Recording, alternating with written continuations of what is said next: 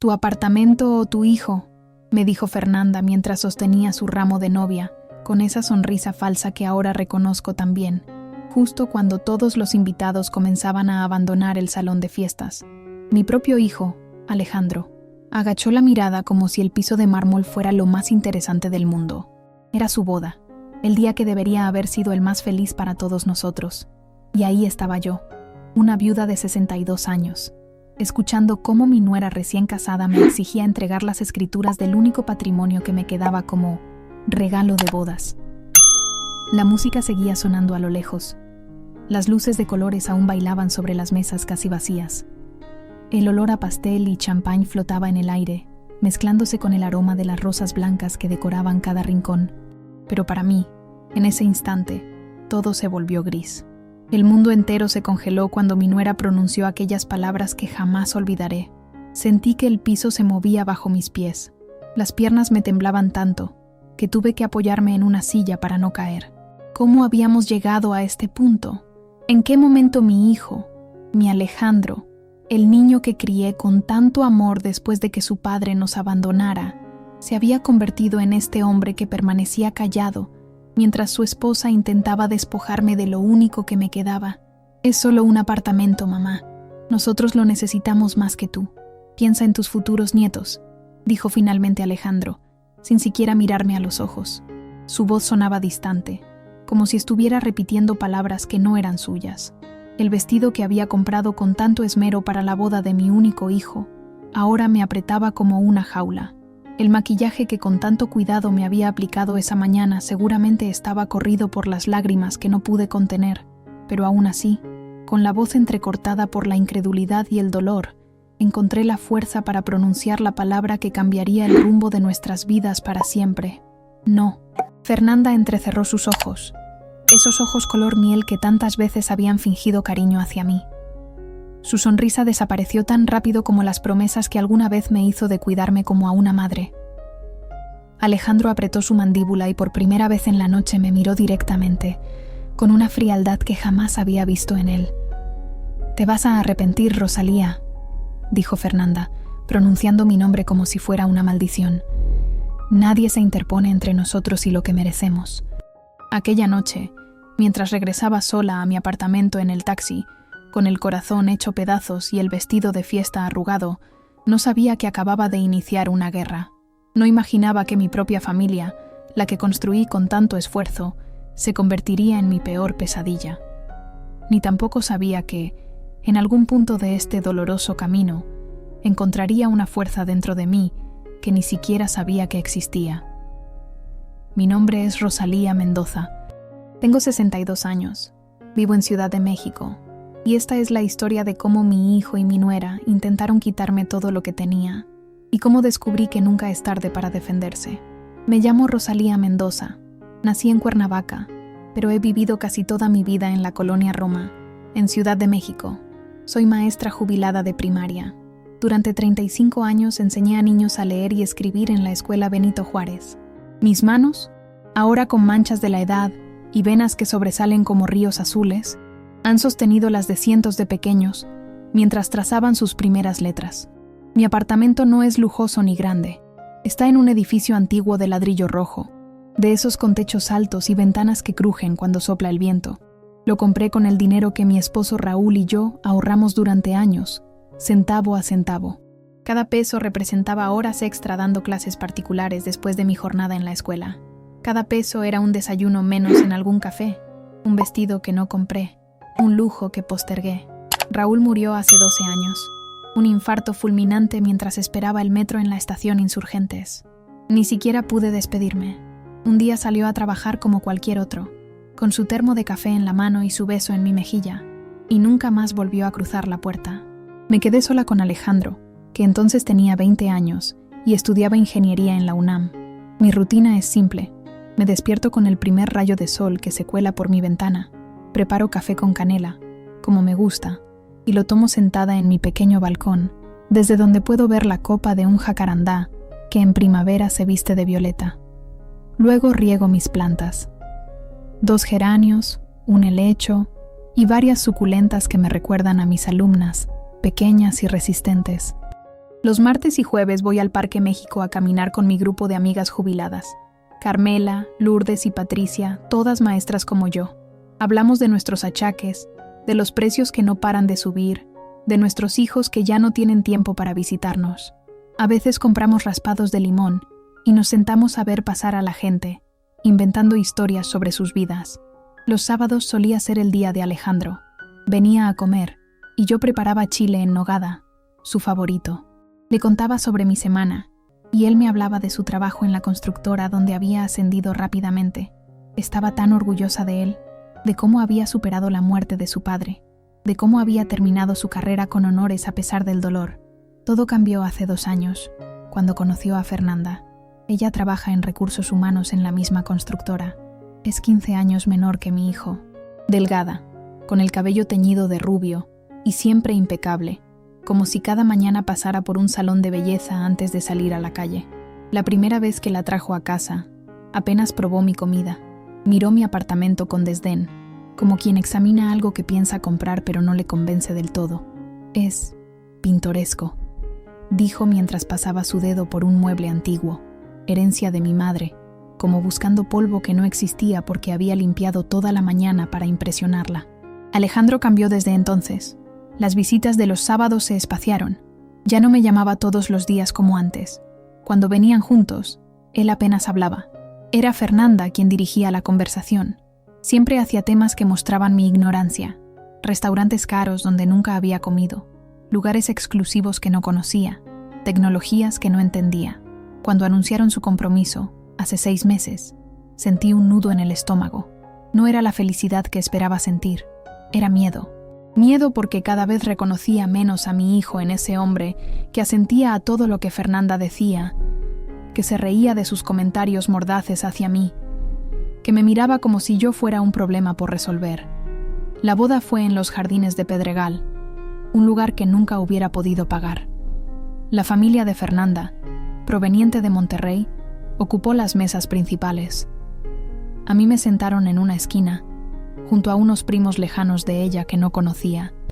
Durante toda la ceremonia y la recepción, me sentí como una intrusa, como si no fuera yo quien había dado a luz y criado al novio. Y entonces, cuando casi todos los invitados se habían ido, ocurrió lo impensable. Esa conversación que cambió todo, esa exigencia disfrazada de petición, ese ultimátum que me hizo ver la realidad que me había negado a aceptar durante meses. Ahora, 3 semanas después de la boda, estoy sentada en mi sala, mirando las fotos de Alejandro que decoran las paredes. Su primer día de escuela, con sus dientes delanteros faltantes, y su mochila más grande que él. Su graduación de la universidad, con la toga y el birrete, tan orgulloso. Y me pregunto en qué fallé, qué hice mal para que mi hijo, mi único hijo, permitiera que me trataran así. El teléfono no ha sonado desde aquella noche, ni un mensaje, ni una visita, como si yo hubiera dejado de existir para ellos. Las paredes de mi apartamento, que antes me abrazaban con la calidez de los recuerdos, ahora parecen testigos silenciosos de mi soledad. Pero sé una cosa, este apartamento es mío. Lo pagué con mi sudor, con mis sacrificios, y no pienso regalárselo a quien no valora lo que significa para mí. Lo que no sé es qué precio tendré que pagar por esta decisión. El timbre sonó un martes por la tarde. Hacía 1 mes exactamente de la boda. Estaba preparando una sopa de fideos cuando el sonido insistente me sobresaltó. Mi corazón dio un vuelco. Tal vez era Alejandro. Tal vez había recapacitado. Tal vez venía a pedirme perdón. Arreglé rápidamente mi cabello frente al espejo del pasillo y me dirigí a la puerta con una mezcla de nervios y esperanza. Pero no era Alejandro quien esperaba al otro lado. Era don Joaquín, el administrador del edificio, con su eterno suéter beige a pesar del calor y una expresión incómoda en el rostro. «Doña Rosalía, disculpe la molestia», comenzó, evitando mirarme directamente a los ojos. «Es que, bueno, me han pedido que le entregue esto». Extendió un sobre manila con mi nombre escrito en letras de computadora. «¿Quién se lo dio, don Joaquín?», pregunté mientras tomaba el sobre, sintiendo un peso extraño en él. «Su hijo y su esposa. Vinieron hace un rato, pero usted no estaba. Me pidieron que se lo entregara personalmente». Hizo una pausa. «Doña Rosalía, yo no sé qué contiene ese sobre, pero si necesita algo, cualquier cosa, mi esposa y yo estamos en el 2B. Agradecí con un nudo en la garganta y cerré la puerta. Mis manos temblaban tanto que apenas podía sostener el sobre. Lo llevé hasta la mesa del comedor y me senté, respirando profundamente antes de abrirlo. Dentro había varios documentos. El primero era una carta firmada por un abogado que nunca había escuchado nombrar, licenciado Eduardo Domínguez. Las palabras saltaban del papel como cuchillos. Declaración de incapacidad mental, administración de bienes, evaluación psiquiátrica. Mi hijo, mi Alejandro, estaba iniciando un proceso legal para declararme incapaz de administrar mis propios bienes, debido a una supuesta demencia senil incipiente. Según los documentos, yo mostraba comportamientos errático, paranoia y confusión, que me hacían incapaz de tomar decisiones racionales sobre mi patrimonio. Las lágrimas nublaron mi vista. Demencia, paranoia. Yo, que nunca olvidaba un cumpleaños, que hacía crucigramas para mantener mi mente ágil, que leía un libro cada semana, que recordaba los nombres de todos mis exalumnos cuando me los encontraba en la calle. Pero había más. El segundo documento era una citación para presentarme en 2 días a una evaluación con un psiquiatra designado por el tribunal, un tal doctor Morales, y una nota manuscrita de Alejandro. Mamá, esto es por tu bien. Últimamente te hemos notado muy confundida y no queremos que tomes decisiones de las que luego te arrepientas. El doctor Morales es un excelente profesional recomendado por el tío de Fernanda. Él te ayudará. Por favor, no te resistas a esto. Es lo mejor para todos. ¿Lo mejor para todos? ¿O lo mejor para ellos? Sentí que me faltaba el aire. Abrí la ventana de par en par, pero ni siquiera la brisa fresca de la tarde podía disipar el peso que sentía en el pecho. ¿Cómo había llegado a este punto? ¿Cómo mi propio hijo podía hacer algo así? Recordé las últimas veces que nos habíamos visto, antes de la boda. Fernanda siempre preguntándome si había tomado mis medicinas. Solo tomó una pastilla para la presión, comentando que me veía algo desorientada, señalando cuando olvidaba algún detalle insignificante. ¿Te acuerdas que la semana pasada dijiste que ibas a preparar mole y terminaste haciendo pollo con verduras? Me había dicho una vez, como si cambiar de opinión sobre qué cocinar fuera un signo de deterioro mental. O aquella vez que no encontraba mis llaves y ella comentó, lo suficientemente alto para que Alejandro escuchara: es normal a su edad empezar a olvidar dónde se dejan las cosas. Todo había sido calculado. Cada comentario, cada mirada de preocupación fingida, cada conversación interrumpida cuando yo entraba en la habitación, estaban construyendo un caso contra mí, y yo, ingenua, pensando que solo era la típica tensión entre suegra y nuera, llamé a Carmela, mi amiga más cercana. Su voz tranquila al otro lado del teléfono fue como un bálsamo. «Ven a mi casa ahora mismo», me dijo cuando le conté entre sollozos lo que estaba pasando.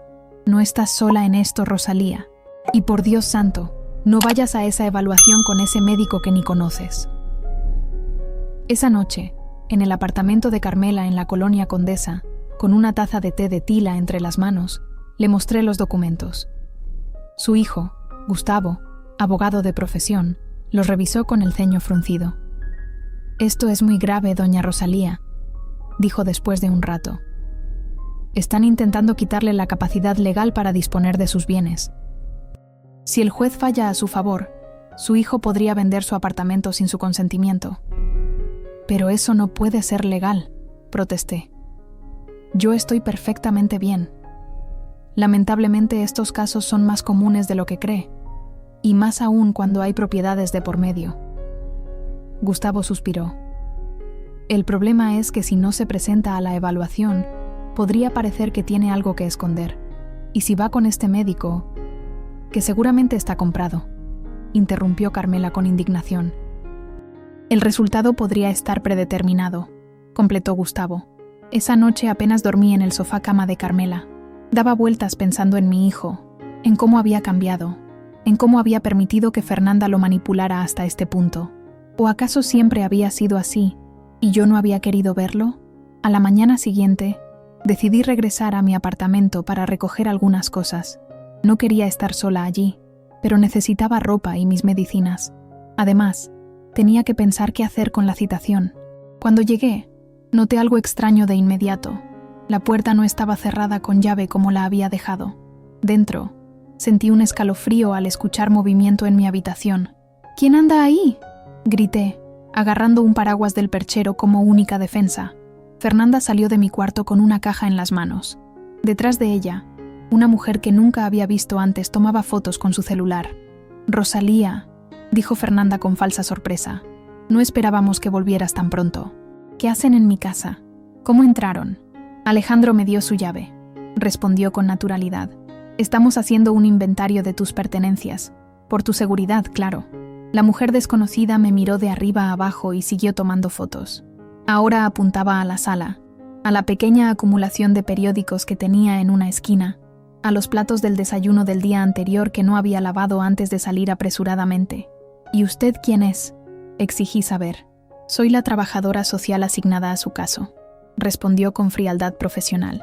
«Estoy evaluando sus condiciones de vida». Sentí que me faltaban las fuerzas. Se habían metido en mi casa.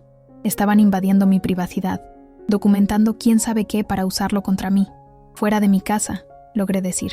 «Fuera ahora mismo o llamo a la policía». Fernanda sonrió con suficiencia. «¿Y qué les vas a decir? ¿Que tu hijo y su esposa están preocupados por ti? ¿Que una trabajadora social está haciendo su trabajo?». Dio un paso hacia mí. «Piénsalo bien, Rosalía. No hagas esto más difícil». Cuando se fueron, me derrumbé en mi sillón favorito, ese donde tantas tardes había pasado leyendo, corrigiendo exámenes en mis años de maestra, tejiendo mientras veía televisión con Alejandro cuando era niño. Mi propio hogar ya no se sentía seguro. Revisé rápidamente qué habían tocado. Mi joyero estaba revuelto. Faltaba una pulsera de oro que había pertenecido a mi madre. En mi escritorio, donde guardaba documentos importantes, todo estaba desordenado. La copia de la escritura del apartamento ya no estaba. Pero lo peor fue cuando entré al baño. Mis medicinas para la presión habían sido reemplazadas por frascos similares pero con etiquetas distintas. Medicamentos que yo nunca había tomado, algunos con nombres que sonaban a antipsicóticos. Estaban fabricando evidencia. Estaban creando a una Rosalía demente que no existía. Con manos temblorosas, llamé a Gustavo. «Necesito ayuda», le dije. «Creo que están tratando de envenenarme». Recuerdo el día que Alejandro nació como si fuera ayer. Era una tarde lluviosa de septiembre, con truenos que hacían temblar las ventanas del hospital. Yo tenía 26 años, y era mi primer hijo después de 2 pérdidas que me habían destrozado el corazón. Cuando lo pusieron en mis brazos, tan pequeño con su cabecita cubierta de pelo negro, juré que haría cualquier cosa por protegerlo. Raúl y yo vivíamos entonces en un cuarto de azotea en la colonia Doctores. Apenas teníamos espacio para la cama y una cuna. El baño era compartido con otras 2 familias, y cocinábamos en un anafre. Yo había conseguido mi plaza como maestra, pero el sueldo apenas alcanzaba. Raúl trabajaba en la construcción durante el día y de vigilante por las noches. Nos veíamos poco, pero éramos felices. Teníamos un sueño: comprar nuestro propio apartamento algún día. Alejandro tenía apenas 3 años cuando enfermó gravemente. Una neumonía que los doctores del seguro no supieron tratar a tiempo. Recuerdo las noches en vela, limpiando su sudor con paños húmedos, rezando, prometiendo a todos los santos que sería mejor persona si mi niño se salvaba. Tuvimos que pedir dinero prestado para llevarlo a una clínica privada. Me endeudé hasta el cuello. Vendí las pocas joyas que tenía, herencia de mi abuela. Raúl trabajó turnos dobles hasta caer exhausto, pero mi niño se salvó. Para pagar las deudas, empecé a dar clases particulares después de mi horario en la escuela. Los sábados limpiaba casas en las lomas. Los domingos vendía tamales que hacía en la madrugada. Durante 5 años apenas dormí. Mis manos se agrietaron por el jabón barato y el agua fría. Mi espalda dolía constantemente por cargar libros y materiales escolares de un lado a otro. Todo para que Alejandro tuviera lo mejor, para que nunca le faltara la medicina si volvía a enfermar, para que pudiera estudiar sin preocupaciones. Cuando Alejandro tenía 8 años, finalmente pudimos mudarnos a un apartamento de alquiler más digno, en la colonia Roma. Era pequeño pero limpio, con su propio baño y una cocina de verdad. Recuerdo su carita de asombro cuando vio que tendría su propia habitación. «¿Todo esto es para mí, mamá?», preguntó, sus ojos castaños enormes de sorpresa. «Todo para ti, mi amor», le respondí, tragándome las lágrimas de alegría y orgullo. Para su cumpleaños número 10, le regalamos su primera bicicleta. No era nueva, La compramos usada en el mercado de La Lagunilla y Raúl pasó semanas restaurándola en sus ratos libres. La pintamos de rojo, su color favorito. Alejandro la cuidaba como un tesoro.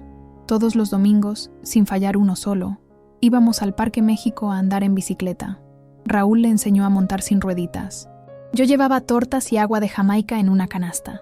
Nos sentábamos bajo un ahuehuete y compartíamos historias, sueños, risas. Cuando Alejandro tenía 15 años, Raúl perdió su trabajo en la constructora. Fueron meses difíciles. El casero amenazaba con echarnos por retrasos en la renta. A veces comíamos solo frijoles durante días, pero nunca permitimos que afectara los estudios de Alejandro.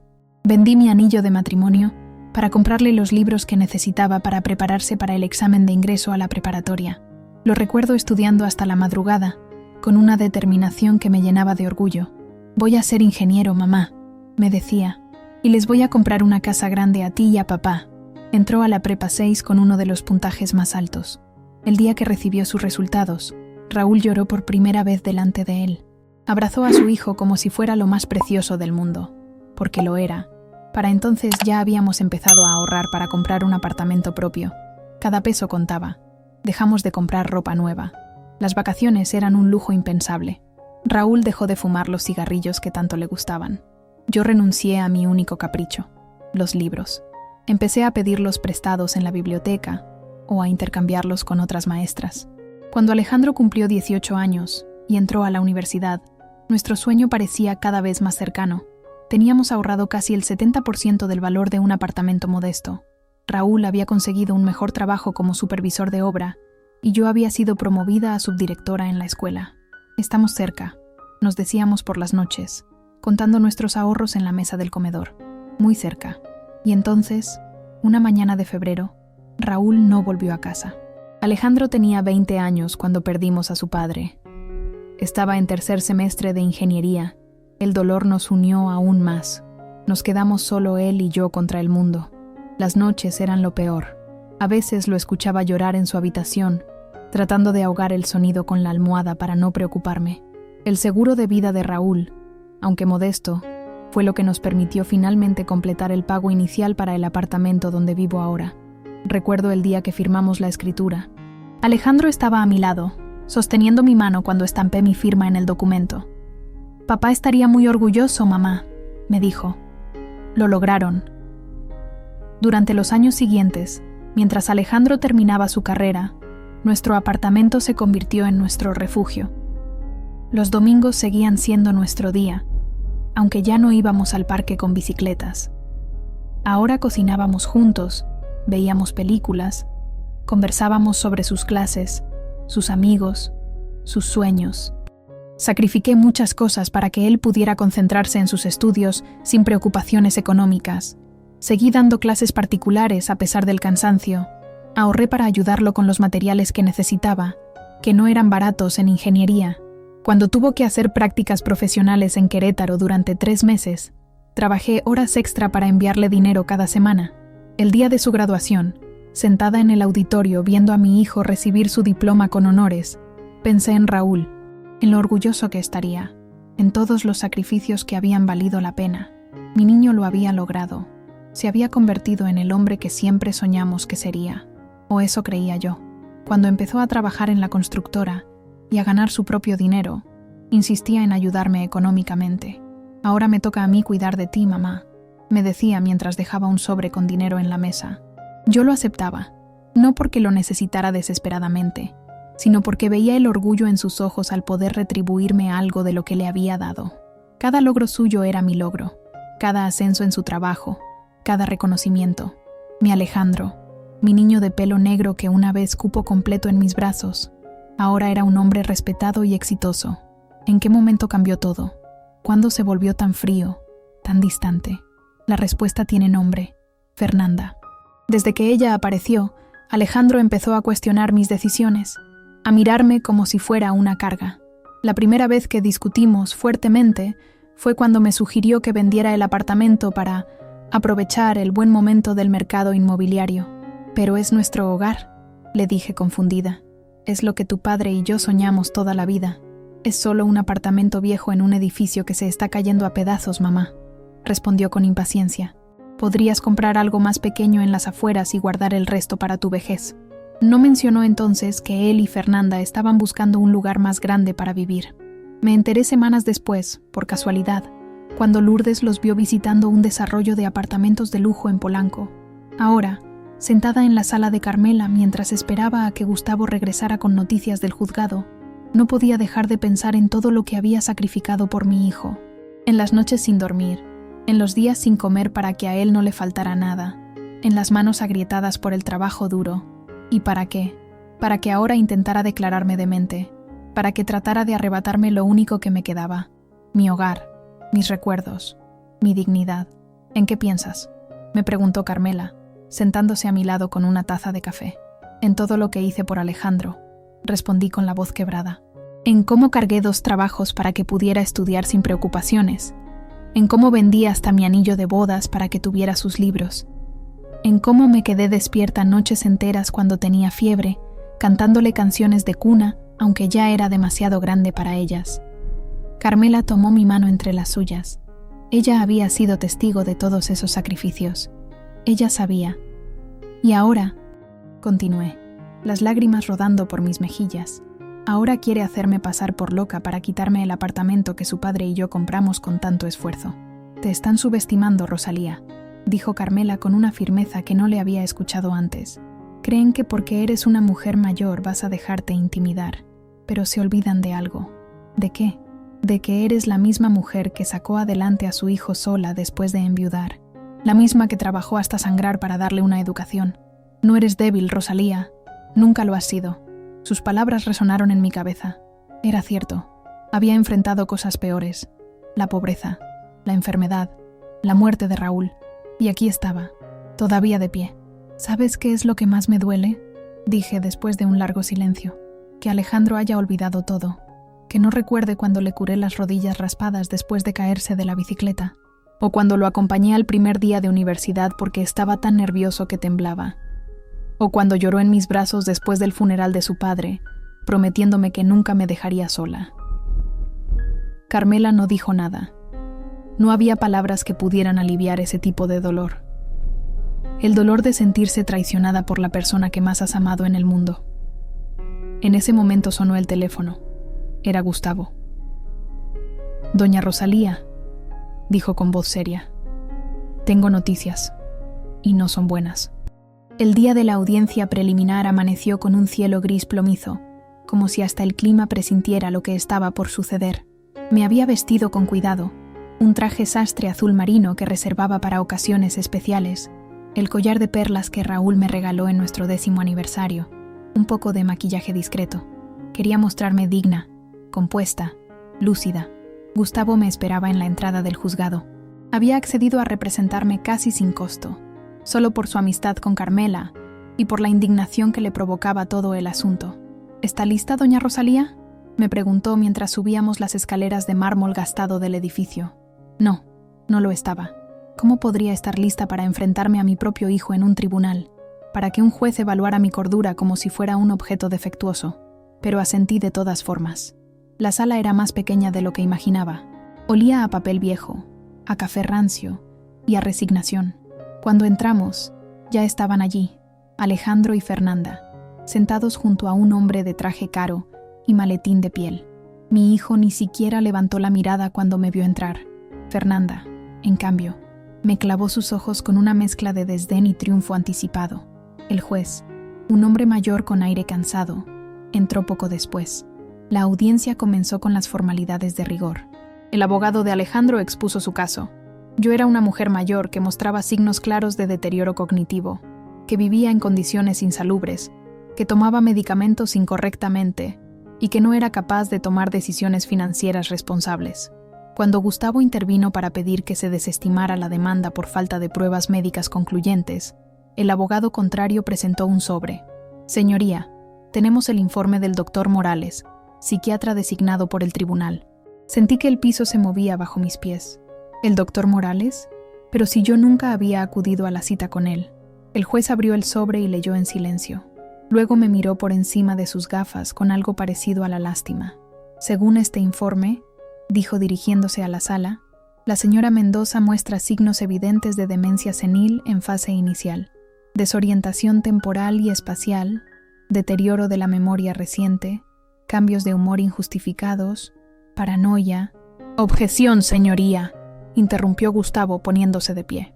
«Mi cliente nunca se ha sometido a una evaluación con ese doctor. Esto es una falsificación». El juez frunció el ceño. «¿Tiene pruebas de lo que está diciendo, licenciado?» La señora Mendoza no acudió a ninguna cita. Puede verificarlo con su agenda o con testigos. El abogado de Alejandro sonrió con suficiencia. «Señoría, tenemos testigos que acompañaron a la señora Mendoza a la consulta, incluyendo a su propio hijo». Alejandro asintió, aún sin mirarme. «Eso es mentira», dije con voz temblorosa pero clara. «Yo nunca fui a ver a ese doctor. Esto es un complot para quitarme mi apartamento». El juez golpeó suavemente con su martillo para pedir orden.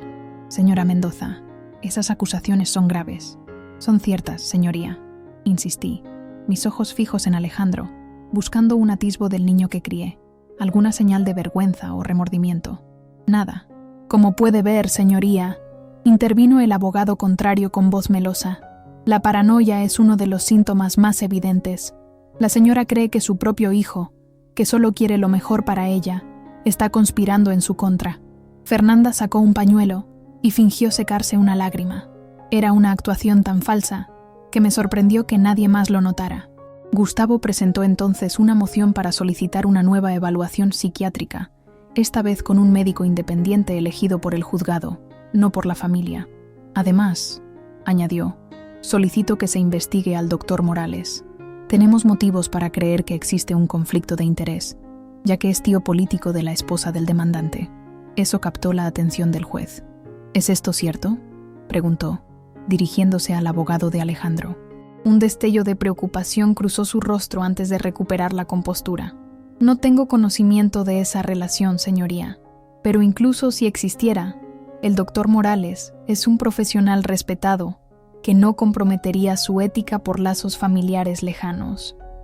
El juez nos miró a todos, evaluando la situación. «Voy a ordenar una nueva evaluación», decidió finalmente, «con un especialista designado directamente por este juzgado, sin intervención de las partes.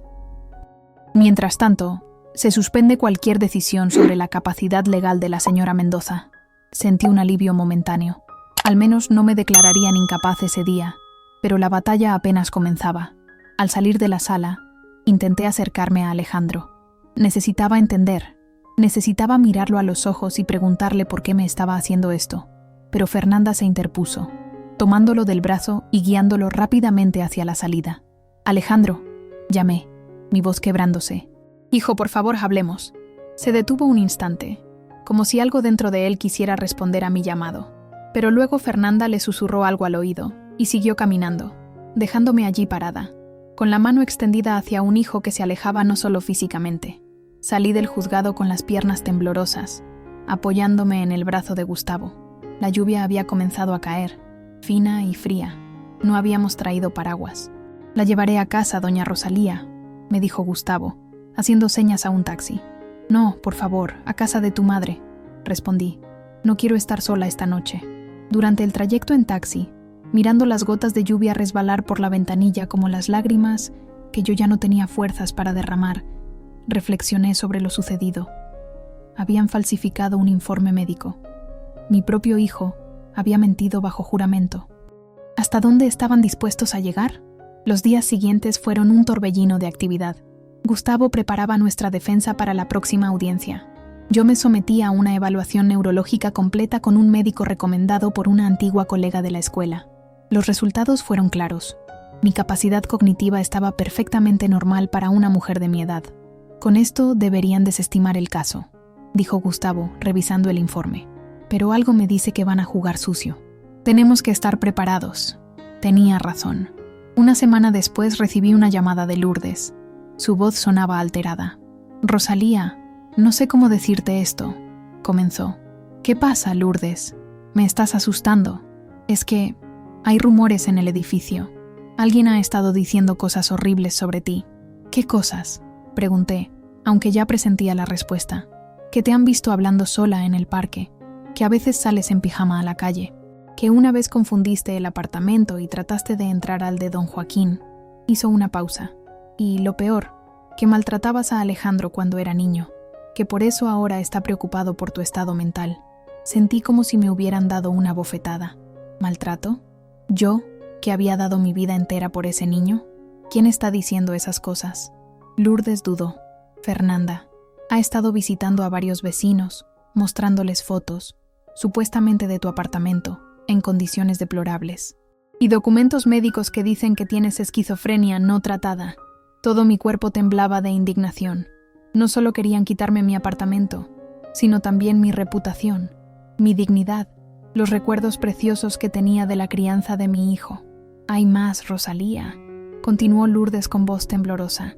Han puesto un anuncio en el periódico local. Tu apartamento está en venta. ¿Qué? Eso es imposible. Yo no he firmado nada, pues alguien lo hizo. El anuncio dice que es una venta urgente, a precio rebajado. Ya han comenzado a venir personas a verlo. Colgué el teléfono y me quedé mirando al vacío.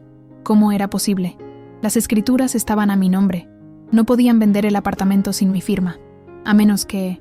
Recordé los documentos que habían desaparecido de mi escritorio el día que Fernanda y la supuesta trabajadora social invadieron mi hogar. ¿Y si habían falsificado mi firma? ¿Y si habían presentado esos papeles en alguna notaría? Llamé a Gustavo inmediatamente para contarle lo sucedido.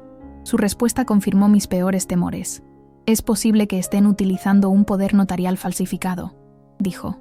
Necesito que venga conmigo ahora mismo al registro de la propiedad. Tenemos que verificar si se ha presentado algún documento de transferencia.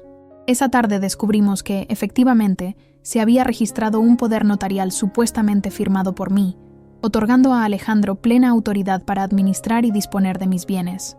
La fecha coincidía con el día que supuestamente yo había ido a la evaluación con el doctor Morales.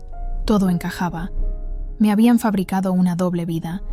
Una Rosalía demente que iba a consultas psiquiátricas que nunca ocurrieron, que firmaba poderes que nunca vio, que maltrataba a un hijo que en realidad adoraba. Esto es fraude documental, dijo Gustavo, su indignación profesional mezclándose con la personal. ¿Podemos presentar una denuncia penal? ¿Contra mi propio hijo?, pregunté, sintiendo que el mundo se derrumbaba a mi alrededor. Doña Rosalía, entiendo su dolor, pero tienen que haber consecuencias.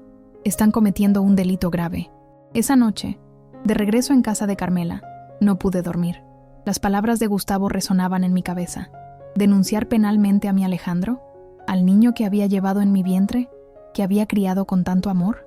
A la mañana siguiente tomé una decisión. Necesitaba hablar con él una última vez, cara a cara, sin abogados, sin Fernanda, solo madre e hijo. Le pedí a Gustavo que averiguara dónde estaba viviendo Alejandro ahora.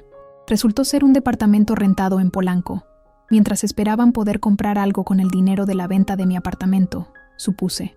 Me presenté allí un jueves por la mañana, cuando sabía que Fernanda estaría trabajando. El portero del elegante edificio me miró con desconfianza cuando pregunté por el apartamento 7B. ¿A quién debo anunciar?, preguntó, la mano en el teléfono. A su madre, respondí con firmeza. Minutos después estaba frente a la puerta. Cuando Alejandro abrió, la sorpresa en su rostro fue evidente. No me esperaba. Probablemente pensaba que no tendría el valor de buscarlo. «Mamá», dijo, su voz un susurro confundido. «¿Qué haces aquí? Necesitamos hablar, hijo. Por favor». Dudó un momento, mirando nerviosamente hacia el interior del apartamento como si temiera que Fernanda pudiera aparecer en cualquier momento a pesar de estar trabajando. Finalmente se hizo a un lado para dejarme pasar. El apartamento era lujoso, muebles de diseño, obras de arte en las paredes, una vista impresionante de la ciudad. ¿Cuánto había cambiado mi hijo del niño que se emocionaba con una bicicleta usada? Nos sentamos en un sofá de cuero blanco. Él mantenía distancia, como si temiera contagiarse de algo. «¿Por qué, Alejandro?», pregunté sin rodeos. «¿Por qué me estás haciendo esto?». Evitó mi mirada. «No sé de qué hablas, mamá. Solo quiero lo mejor para ti». ¿Lo mejor? ¿Declararme loca? ¿Difamar mi nombre con los vecinos? ¿Falsificar mi firma para vender mi casa? Estás confundida», dijo, pero su voz carecía de convicción. «Son delirios de persecución. El doctor dijo que pasaría. Mírame a los ojos», exigí, tomando su mano. Se tensó, pero no la retiró. «Mírame y dime que realmente crees que estoy loca. Por primera vez en mucho tiempo». Nuestras miradas se encontraron. Vi duda en sus ojos, conflicto, tal vez un destello del niño que conocí. «No es tan simple, mamá», murmuró. «Es muy simple, hijo. Estás permitiendo que tu esposa me destruya para quedarse con mi apartamento». «No es solo el apartamento», dijo, y por fin vi un atisbo de honestidad. «Es todo». «¿A qué te refieres con todo?», respiró hondo. «Fernanda está embarazada». La noticia me golpeó como una ola fría. Un nieto. Iba a tener un nieto que quizás nunca conocería. «Necesitamos dinero para empezar nuestra familia», continuó Alejandro. «Fernanda quiere una casa grande, en una buena zona. Con el dinero de tu apartamento podríamos dar el enganche. Pero, hijo, ¿por qué de esta manera? ¿Por qué no simplemente pedírmelo?». Bajó la mirada. «Fernanda dijo que nunca lo darías voluntariamente, que eres demasiado egoísta». «¿Egoísta?». La palabra me quemó como ácido. «Yo, que renuncié a todo por ti, que trabajé hasta el agotamiento para que pudieras estudiar, que te di hasta lo que no tenía». «Eso fue hace mucho tiempo, mamá», respondió con una frialdad que me heló la sangre. «Ahora tienes un apartamento que apenas utilizas, mientras nosotros tratamos de construir un futuro para nuestro hijo». En ese momento lo vi claro. Este no era mi Alejandro. Mi hijo había sido reemplazado por un extraño con su rostro. Un hombre sin memoria, sin gratitud, sin corazón. «¿Sabes qué, Alejandro? Tienes razón. Fue hace mucho tiempo». Me levanté, las piernas más firmes de lo que esperaba. «Pero hay algo que no has entendido. Ese apartamento no es solo un bien material. Es el resultado de los sacrificios de toda una vida, mía y de tu padre. Papá hubiera querido que nos ayudaras», intentó argumentar. «No hables de lo que tu padre hubiera querido», le corté, la indignación dándome fuerzas. «Él estaría avergonzado de ver en lo que te has convertido». Sus ojos se abrieron por la sorpresa. Nunca le había hablado así. «Te diré lo que voy a hacer», continué. Voy a luchar con todas mis fuerzas por lo que es mío. Y cuando gane, porque voy a ganar, no quiero volver a verte nunca más». «Mamá, no puedes hablar en serio. Nunca he hablado más en serio en mi vida. Has traicionado todo lo que te enseñé, todo lo que representamos como familia. Has permitido que esa mujer te convierta en alguien que no reconozco». Me dirigí a la puerta, pero antes de salir me volví hacia él una última vez. «Y una cosa más. Ese bebé, mi nieto, rezaré para que no herede tu falta de escrúpulos ni la ambición enfermiza de su madre». Salí del apartamento con la cabeza alta, aunque por dentro estaba destrozada. En el ascensor las lágrimas finalmente brotaron, incontenibles. No lloraba por el apartamento ni por las humillaciones. Lloraba por el hijo que había perdido. No ahora, sino gradualmente, sin darme cuenta, hasta que fue demasiado tarde. Esa tarde, al regresar a casa de Carmela, tomé la decisión más difícil de mi vida. «Gustavo», dije cuando llegó del trabajo, «quiero que presentes esa denuncia penal por falsificación de documentos. Contra Alejandro, contra Fernanda, contra todos los que han participado en esto». «¿Está segura, doña Rosalía?», preguntó, sorprendido por mi determinación. «Completamente». Mi voz no tembló. «Ya no tengo hijo. Solo tengo un hombre que lleva su nombre y que está dispuesto a destruirme para tener un sofá de cuero blanco más grande». Esa noche tuve un sueño. En él, Raúl estaba sentado en nuestro viejo sofá, ese que tuvimos durante años y que Alejandro manchó con jugo de uva cuando tenía 8 años. Raúl me miraba con sus ojos tranquilos, los mismos que había heredado nuestro hijo. «No te rindas, Chayito», me dijo, usando el apodo cariñoso que solo él me decía. «Nunca te has rendido antes. No empieces ahora». Me desperté con las primeras luces del alba, las palabras de Raúl resonando en mi mente como si realmente las hubiera pronunciado. Por primera vez en semanas, sentí una claridad inusual, como si una niebla que había cubierto mis pensamientos finalmente se disipara. Había estado actuando como víctima, permitiendo que me arrinconaran, que me hicieran dudar de mí misma, que me trataran como a una anciana indefensa. Pero yo no era eso. Nunca lo había sido. Me levanté y me miré en el espejo del baño de Carmela. Rosalía Mendoza, viuda, maestra jubilada, madre traicionada, pero también mujer fuerte, superviviente, luchadora, la misma que había sacado adelante a un hijo sola, la misma que había enseñado a generaciones de niños, la misma que nunca se había rendido ante la adversidad. Era hora de dejar de reaccionar y empezar a actuar. Durante el desayuno, le conté a Carmela sobre mi cambio de actitud. Voy a regresar a mi apartamento, anuncié mientras untaba mermelada en una tostada con determinación. ¿Estás segura, Rosalía? Después de todo lo que han hecho, especialmente por todo lo que han hecho, respondí. Es mi hogar. No voy a esconderme como si fuera culpable de algo. Ese mismo día, cuando Gustavo llegó para informarnos sobre los avances de la denuncia, le comuniqué mi decisión. Doña Rosalía, puede ser peligroso, advirtió. Podrían intentar algo más. Entonces estaré preparada, dije con una firmeza que sorprendió incluso a mí misma. Pero hay algo que quiero preguntarte, Gustavo. Sobre la denuncia, ¿es posible suspenderla temporalmente? ¿Suspenderla? Pero si usted misma insistió en presentarla. Lo sé, y sigo queriendo hacerlo, pero ahora creo que puede ser más útil como una carta bajo la manga. Gustavo me miró, intrigado. ¿Qué está planeando? Todavía no lo sé exactamente, pero necesito tiempo. Tiempo para recuperar fuerzas, para pensar claramente, y preferiría que Alejandro y Fernanda no supieran que estoy contraatacando, al menos no todavía. Esa tarde, Gustavo me acompañó a mi apartamento. Sentí un nudo en el estómago al introducir la llave en la cerradura. ¿Qué encontraría dentro? ¿Habrían cambiado la cerradura? ¿Estaría todo revuelto, destrozado? Para mi sorpresa, todo parecía normal. Mis muebles en su lugar, mis fotos en las paredes, mis libros en los estantes. Pero había algo diferente. Un olor a perfume caro que no era mío, y pequeños detalles fuera de lugar. Un cojín en el lado equivocado del sofá, las cortinas abiertas de una manera en que yo nunca las dejaba, mis plantas con exceso de agua. Han estado aquí, murmuré. Gustavo frunció el ceño. Deberíamos revisar si falta algo importante. Recorrimos el apartamento habitación por habitación. En mi dormitorio, el colchón estaba ligeramente desplazado, como si alguien hubiera buscado algo debajo. En la cocina, algunos platos estaban en lugares diferentes a donde yo los guardaba, pero lo más perturbador estaba en mi estudio. Los cajones de mi escritorio, donde guardaba documentos importantes, habían sido claramente revisados. Papeles en orden diferente, carpetas mezcladas. Estaban buscando algo, dijo Gustavo.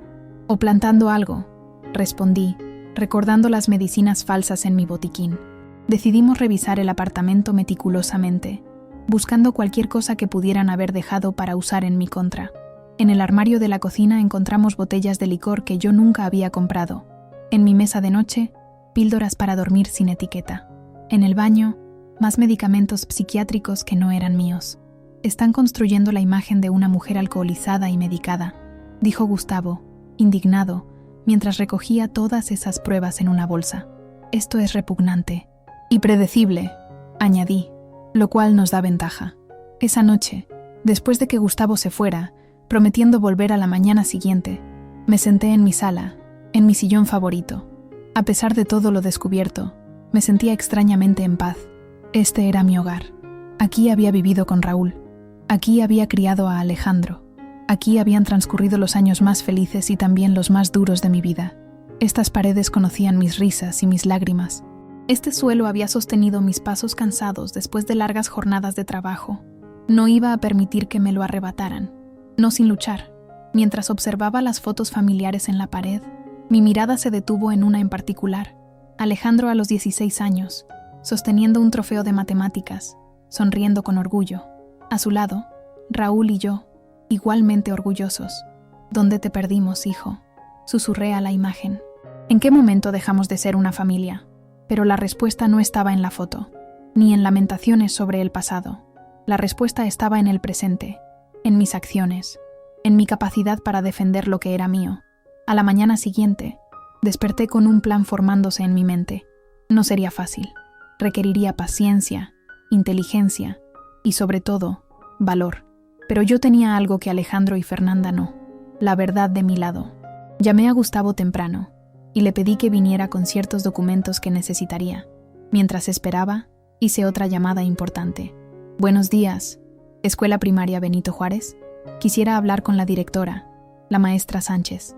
Mercedes Sánchez había sido mi colega durante décadas antes de tomar la dirección tras mi jubilación. Si había alguien que conocía mi capacidad mental, mi carácter, mi historia, era ella. Rosalía, exclamó con alegría al reconocer mi voz. Qué gusto escucharte. Has estado muy ausente últimamente. He tenido Problemas, Mercedes. Problemas graves. ¿Podríamos vernos? Necesito tu ayuda. 2 horas después, estábamos sentadas en mi sala. Mercedes escuchó con creciente indignación mientras le contaba todo lo sucedido. La boda, la exigencia de Fernanda, los documentos falsificados, la campaña de difamación. Es increíble, dijo cuando terminé. Simplemente increíble. ¿Cómo puede Alejandro prestarse a algo así? Si lo vi crecer. Recuerdo cuando venía a la escuela después de clases a esperarte. Tan educado, tan cariñoso. La gente cambia, Mercedes. O tal vez nunca los conocimos realmente. ¿Y qué puedo hacer yo?, preguntó, tomando mi mano entre las suyas. Le expliqué mi plan. Necesitaba testimonios. Personas respetables que pudieran dar fe de mi lucidez, de mi comportamiento, de mi historia. Antiguos colegas, exalumnos ahora adultos, padres de familia que me recordaran. Una red de apoyo que desmintiera las calumnias que Fernanda había estado esparciendo. «Cuenta conmigo», dijo sin dudar. «Y con medio centenar de maestros jubilados y en activo que te conocen y te respetan. Nadie que te haya visto enseñar, que haya trabajado contigo, creería ni por un segundo que tienes problemas mentales». Cuando Gustavo llegó, le presenté a Mercedes y continuamos elaborando la estrategia. «Necesitamos contrarrestar cada mentira con 10 verdades», expliqué. «Si dicen que maltrataba a Alejandro, conseguiremos testimonios de personas que nos veían juntos, que saben lo buena madre que fui. Si dicen que mi casa está descuidada, haremos que vecinos respetables vengan y vean su estado real. Si dicen que tomo medicinas psiquiátricas, mi médico de toda la vida certificará que nunca me ha recetado tales cosas». «Es una buena estrategia», aprobó Gustavo. «Construir una defensa sólida basada en testimonios confiables. Pero hay algo más», añadí, «algo que he estado pensando toda la noche». Ambos me miraron, expectantes. No quiero solo defenderme, quiero entender. Quiero saber qué pasó realmente con Alejandro. ¿Por qué cambió tanto? ¿Qué tipo de influencia tiene Fernanda sobre él? ¿Y cómo piensas averiguarlo?, preguntó Mercedes. «Tengo una teoría», respondí. «Creo que hay algo más detrás de todo esto. No se trata solo de mi apartamento. Es demasiado elaborado, demasiado calculado. Siento que hay piezas del rompecabezas que no estoy viendo». «¿Cómo qué?», inquirió Gustavo. «No lo sé con certeza, pero quiero investigar a Fernanda, su pasado, su familia, sus trabajos anteriores. Si está dispuesta a falsificar documentos, a mentir bajo juramento, a manipular a mi hijo de esta manera, ¿qué más ha hecho? ¿A quién más ha perjudicado?». Gustavo asintió lentamente. «Puedo ayudar con eso. Tengo contactos que podrían investigarla discretamente». «Yo también puedo preguntar», ofreció Mercedes. «Monterrey no es tan grande, y las familias acomodadas tienden a ser conocidas. Si su familia es de allá, como dices, alguien debe conocerlos». Por primera vez en mucho tiempo, sentí que recuperaba el control. Ya no era solo la mujer traicionada, la madre herida. Era Rosalía Mendoza, tomando las riendas de su vida, decidida a luchar no solo por su apartamento, sino por su dignidad, su reputación, y quizás por una verdad que aún no conocía completamente. Los días siguientes transcurrieron en un torbellino de actividad. Cada mañana me levantaba con un propósito renovado. Llamadas telefónicas, visitas, reuniones. Mercedes cumplió su palabra. Maestros jubilados, excolegas, antiguos padres de familia, todos dispuestos a testificar sobre mi carácter y mi salud mental. Patricia, otra de mis amigas jubiladas, resultó tener una sobrina que trabajaba en el Departamento de Recursos Humanos de un hospital. Gracias a ella, obtuvimos una confirmación crucial. El doctor Morales, el supuesto psiquiatra que me había evaluado, había estado de vacaciones en España durante las fechas en que supuestamente me había atendido en su consultorio de Ciudad de México. El doctor González, mi médico desde hacía 20 años, proporcionó un certificado detallado de mi historial clínico, confirmando que nunca había mostrado síntomas de demencia o enfermedad mental alguna, y que las únicas medicinas que tomaba regularmente eran para la presión arterial. Don Joaquín, el administrador del edificio, inicialmente temeroso, finalmente decidió apoyarme. Confesó que Fernanda le había ofrecido dinero para que testificara que me había visto actuando de manera extraña, hablando sola, saliendo a la calle en pijama. «No me pareció correcto, doña Rosalía», me dijo con vergüenza, «pero tenían documentos que parecían oficiales. Dijeron que era por su bien, que necesitaba atención que usted rechazaba. Lo entiendo, don Joaquín. Le agradezco que me lo diga ahora. Mientras construíamos mi defensa, Gustavo y sus contactos investigaban a Fernanda. Poco a poco, empezó a emerger un patrón perturbador.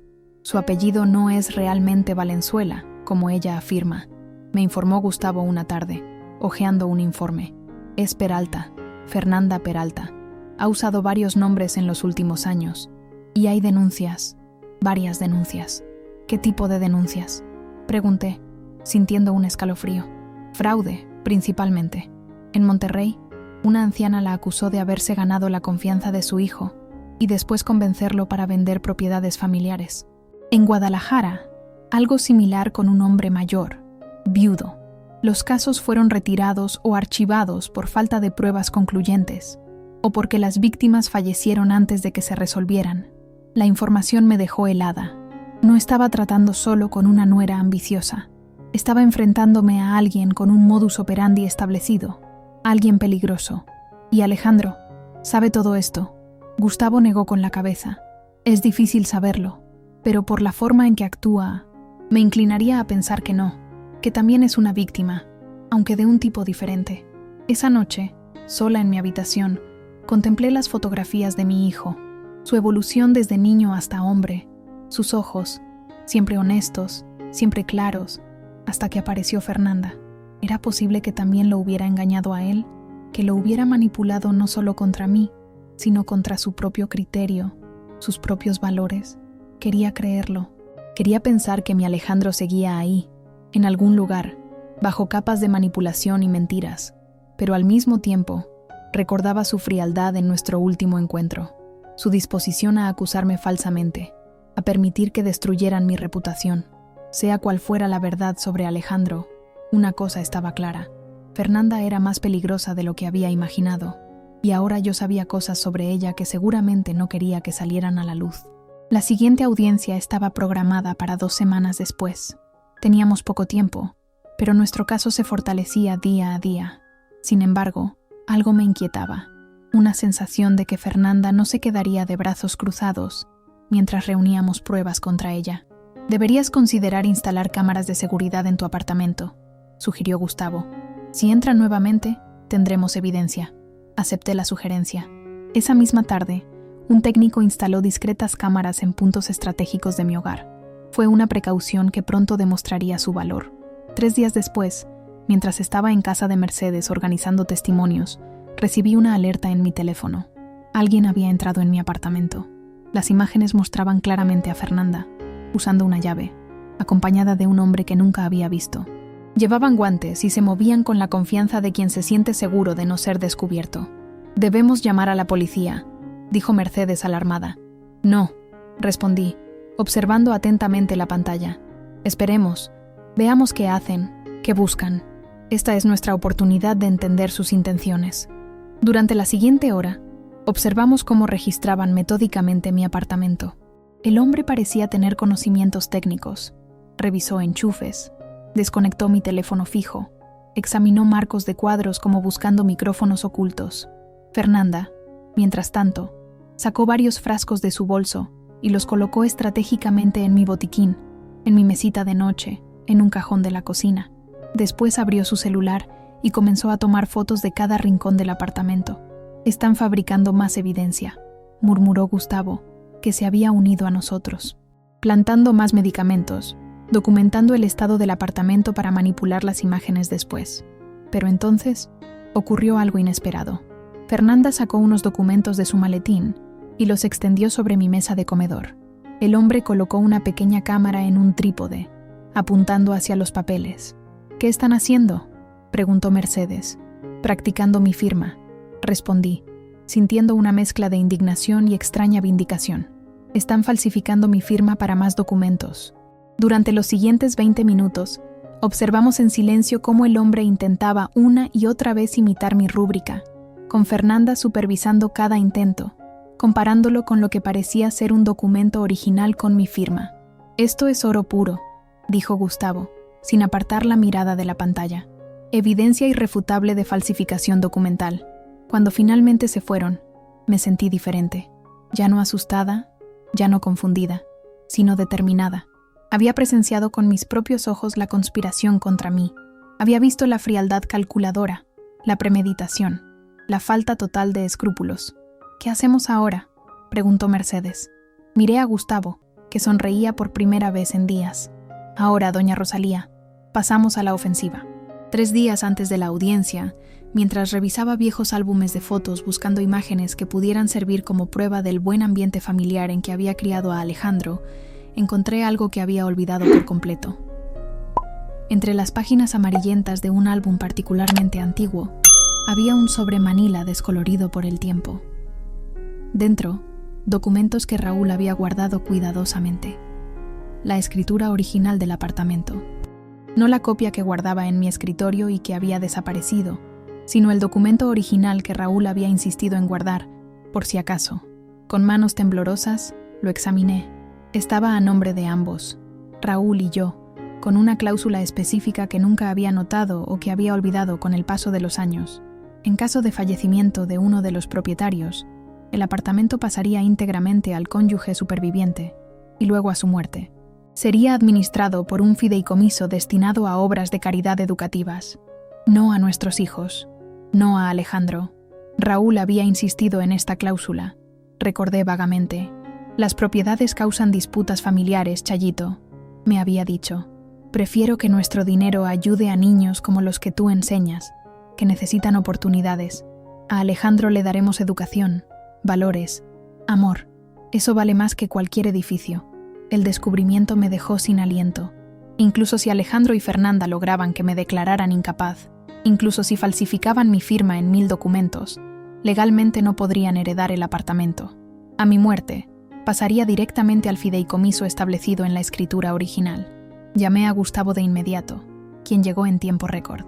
Al examinar el documento, su expresión pasó de la sorpresa a la alegría contenida. «Esto cambia todo, doña Rosalía», dijo.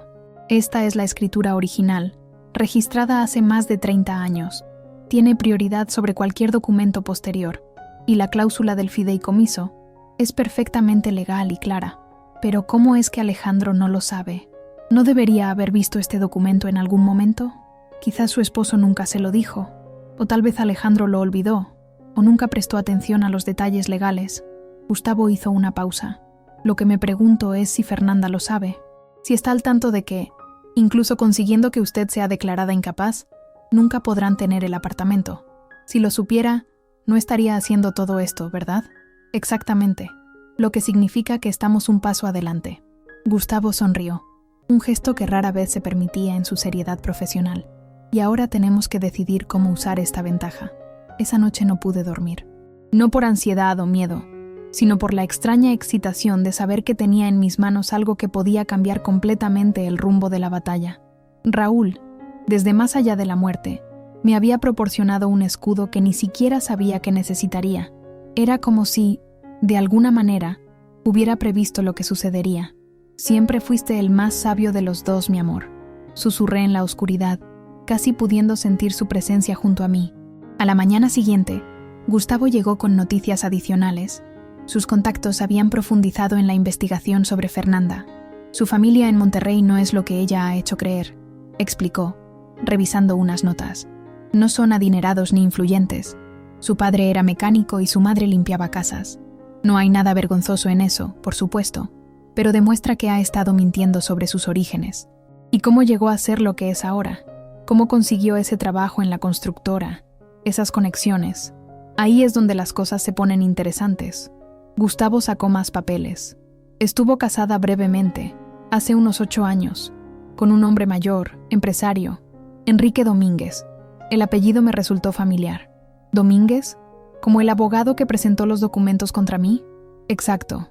Eduardo Domínguez, su sobrino. El matrimonio duró menos de 1 año. Enrique murió en circunstancias, digamos, convenientes para ella. Un ataque cardíaco justo después de cambiar su testamento a favor de Fernanda. La familia intentó impugnar el testamento alegando manipulación, pero no prosperó. Fernanda heredó lo suficiente para reinventarse: ropa cara, cirugías estéticas, un apartamento en la zona correcta, conexiones sociales. La historia me provocó escalofríos. ¿Era posible que estuviera repitiendo su estrategia? ¿Que viera en mi Alejandro otra oportunidad para ascender socialmente, para obtener propiedades, para construirse una vida a costa de los demás? ¿Crees que Alejandro sabe algo de esto?, pregunté. Gustavo negó con la cabeza. Lo dudo mucho. Por lo que hemos averiguado, ella es extremadamente cuidadosa con su pasado. Ha construido una historia completamente nueva sobre sí misma. Y es persuasiva, carismática cuando quiere serlo. Sabe exactamente qué decir y cómo comportarse para ganarse la confianza de las personas. Me quedé en silencio, procesando esta información. Recordé la primera vez que la vi, cómo había evaluado mi apartamento con ojos calculadores, cómo había comenzado sutilmente a alejar a Alejandro de mí. ¿Y el embarazo?, pregunté finalmente. Alejandro me dijo que está embarazada. Gustavo me miró con expresión grave.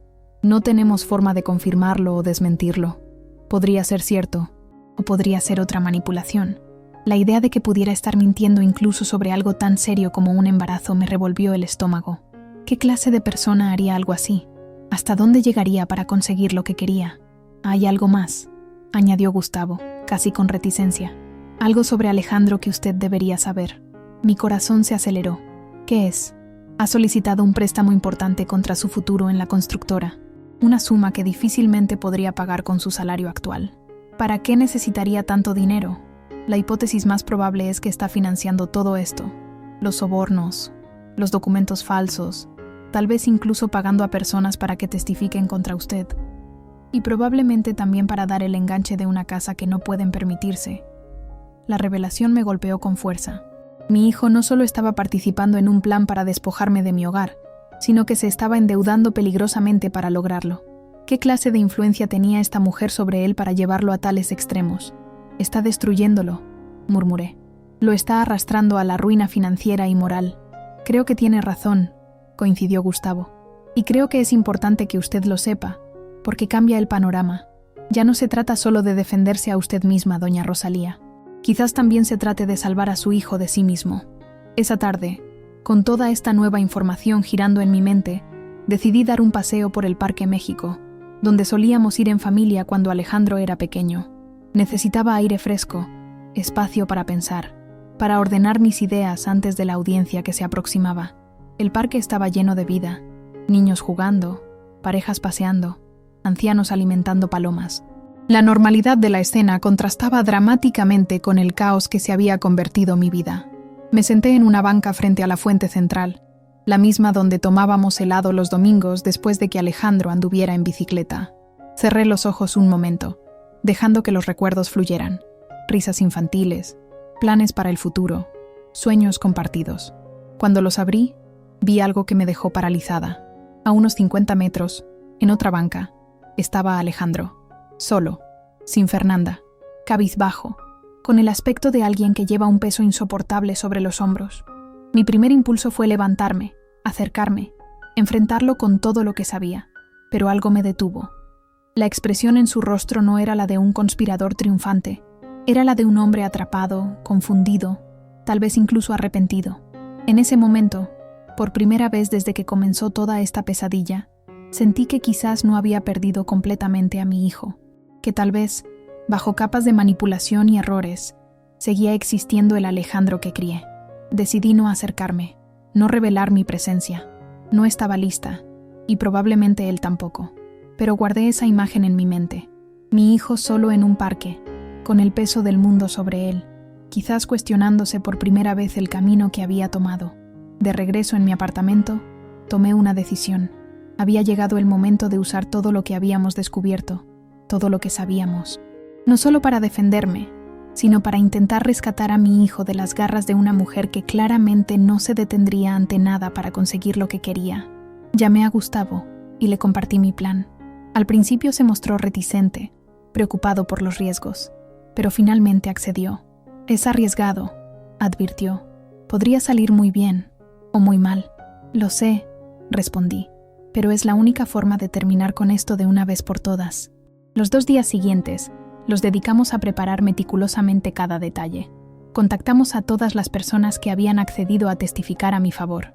Organizamos la evidencia en un orden lógico y contundente.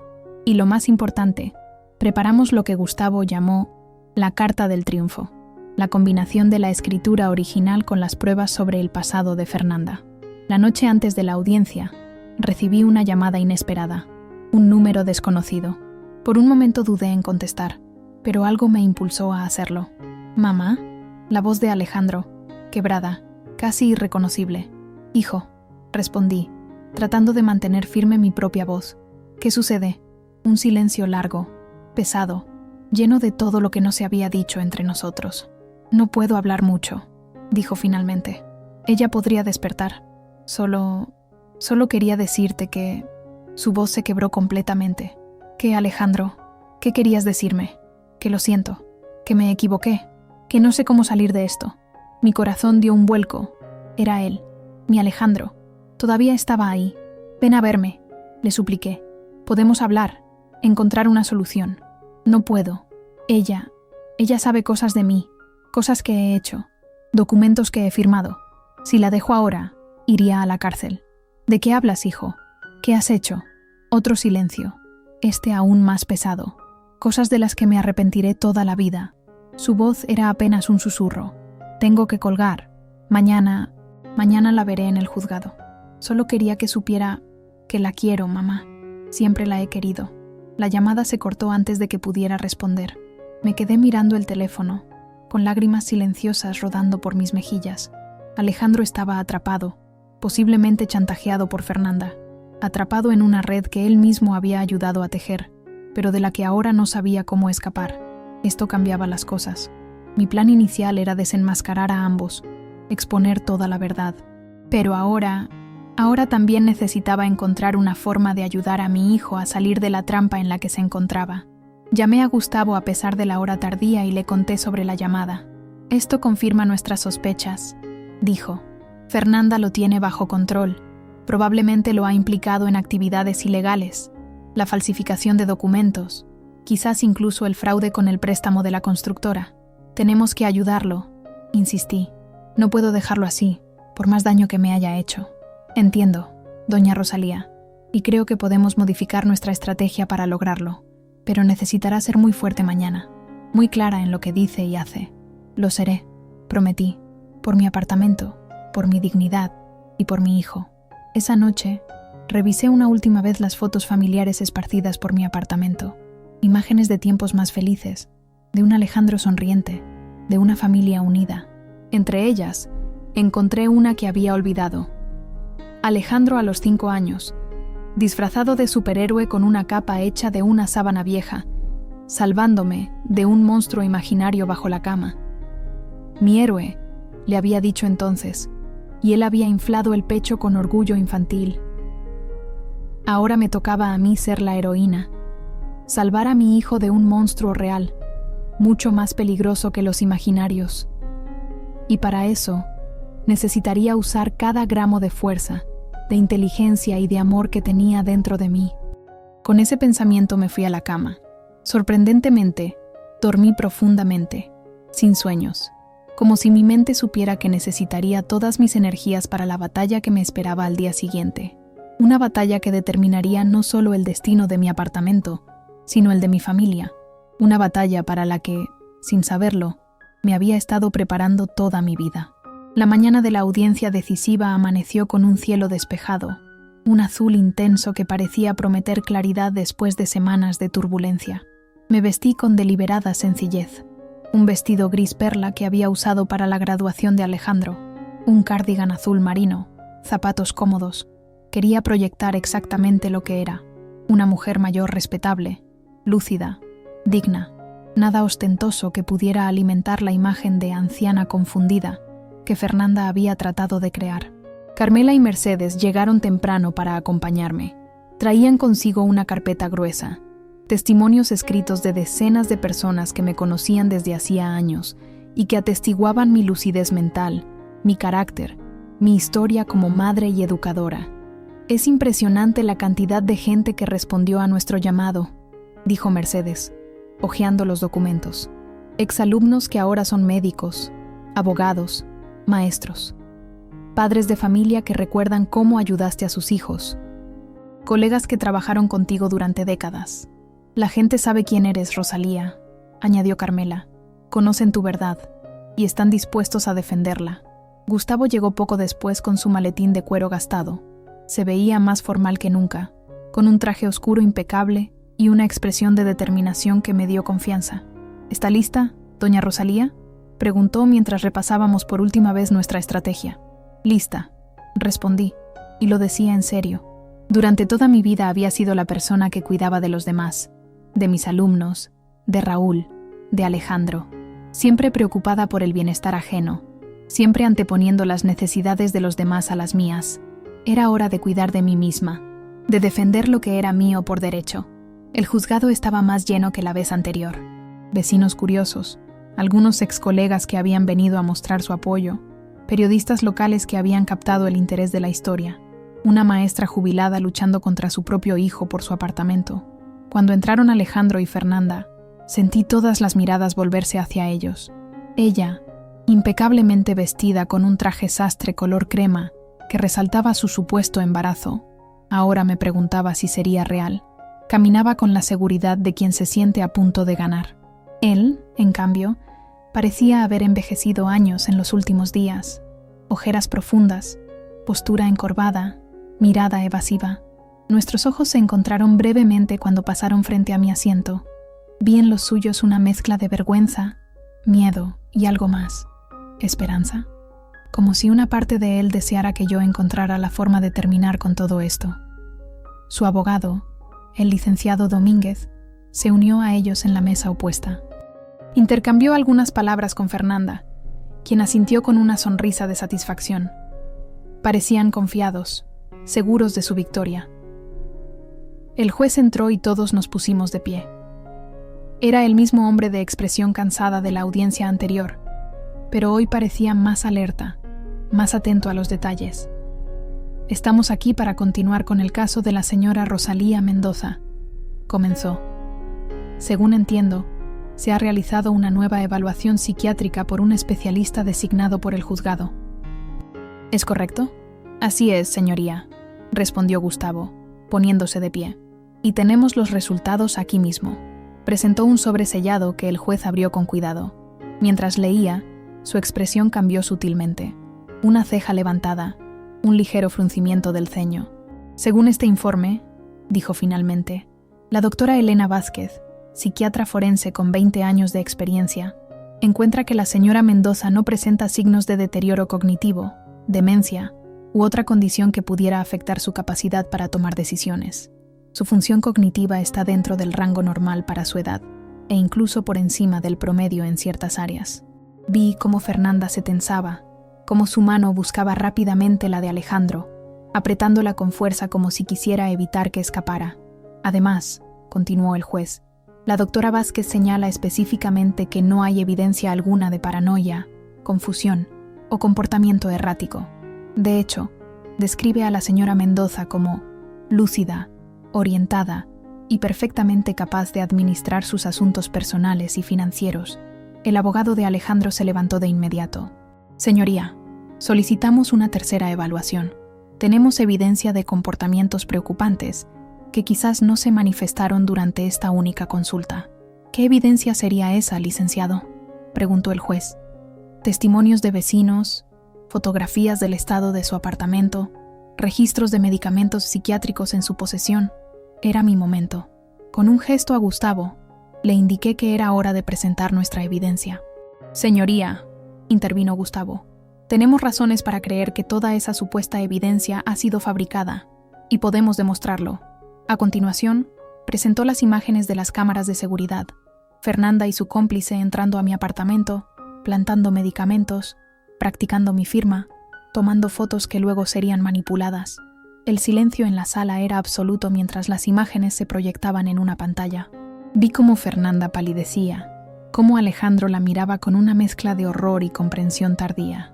«Esto es inadmisible», protestó el licenciado Domínguez. «Estas grabaciones podrían estar manipuladas. Además, fueron obtenidas sin consentimiento. La señora Mendoza tiene todo el derecho a instalar cámaras de seguridad en su propia casa», respondió Gustavo con calma, especialmente después de descubrir que personas no autorizadas estaban entrando en su ausencia. El juez observaba las imágenes con atención. «Esto es muy serio», dijo finalmente. Si lo que veo es auténtico, estaríamos ante un intento deliberado de fabricar pruebas falsas, posiblemente incluso ante un caso de falsificación documental. Fernanda se inclinó hacia su abogado, susurrándole algo urgentemente. Él asintió y se puso de pie.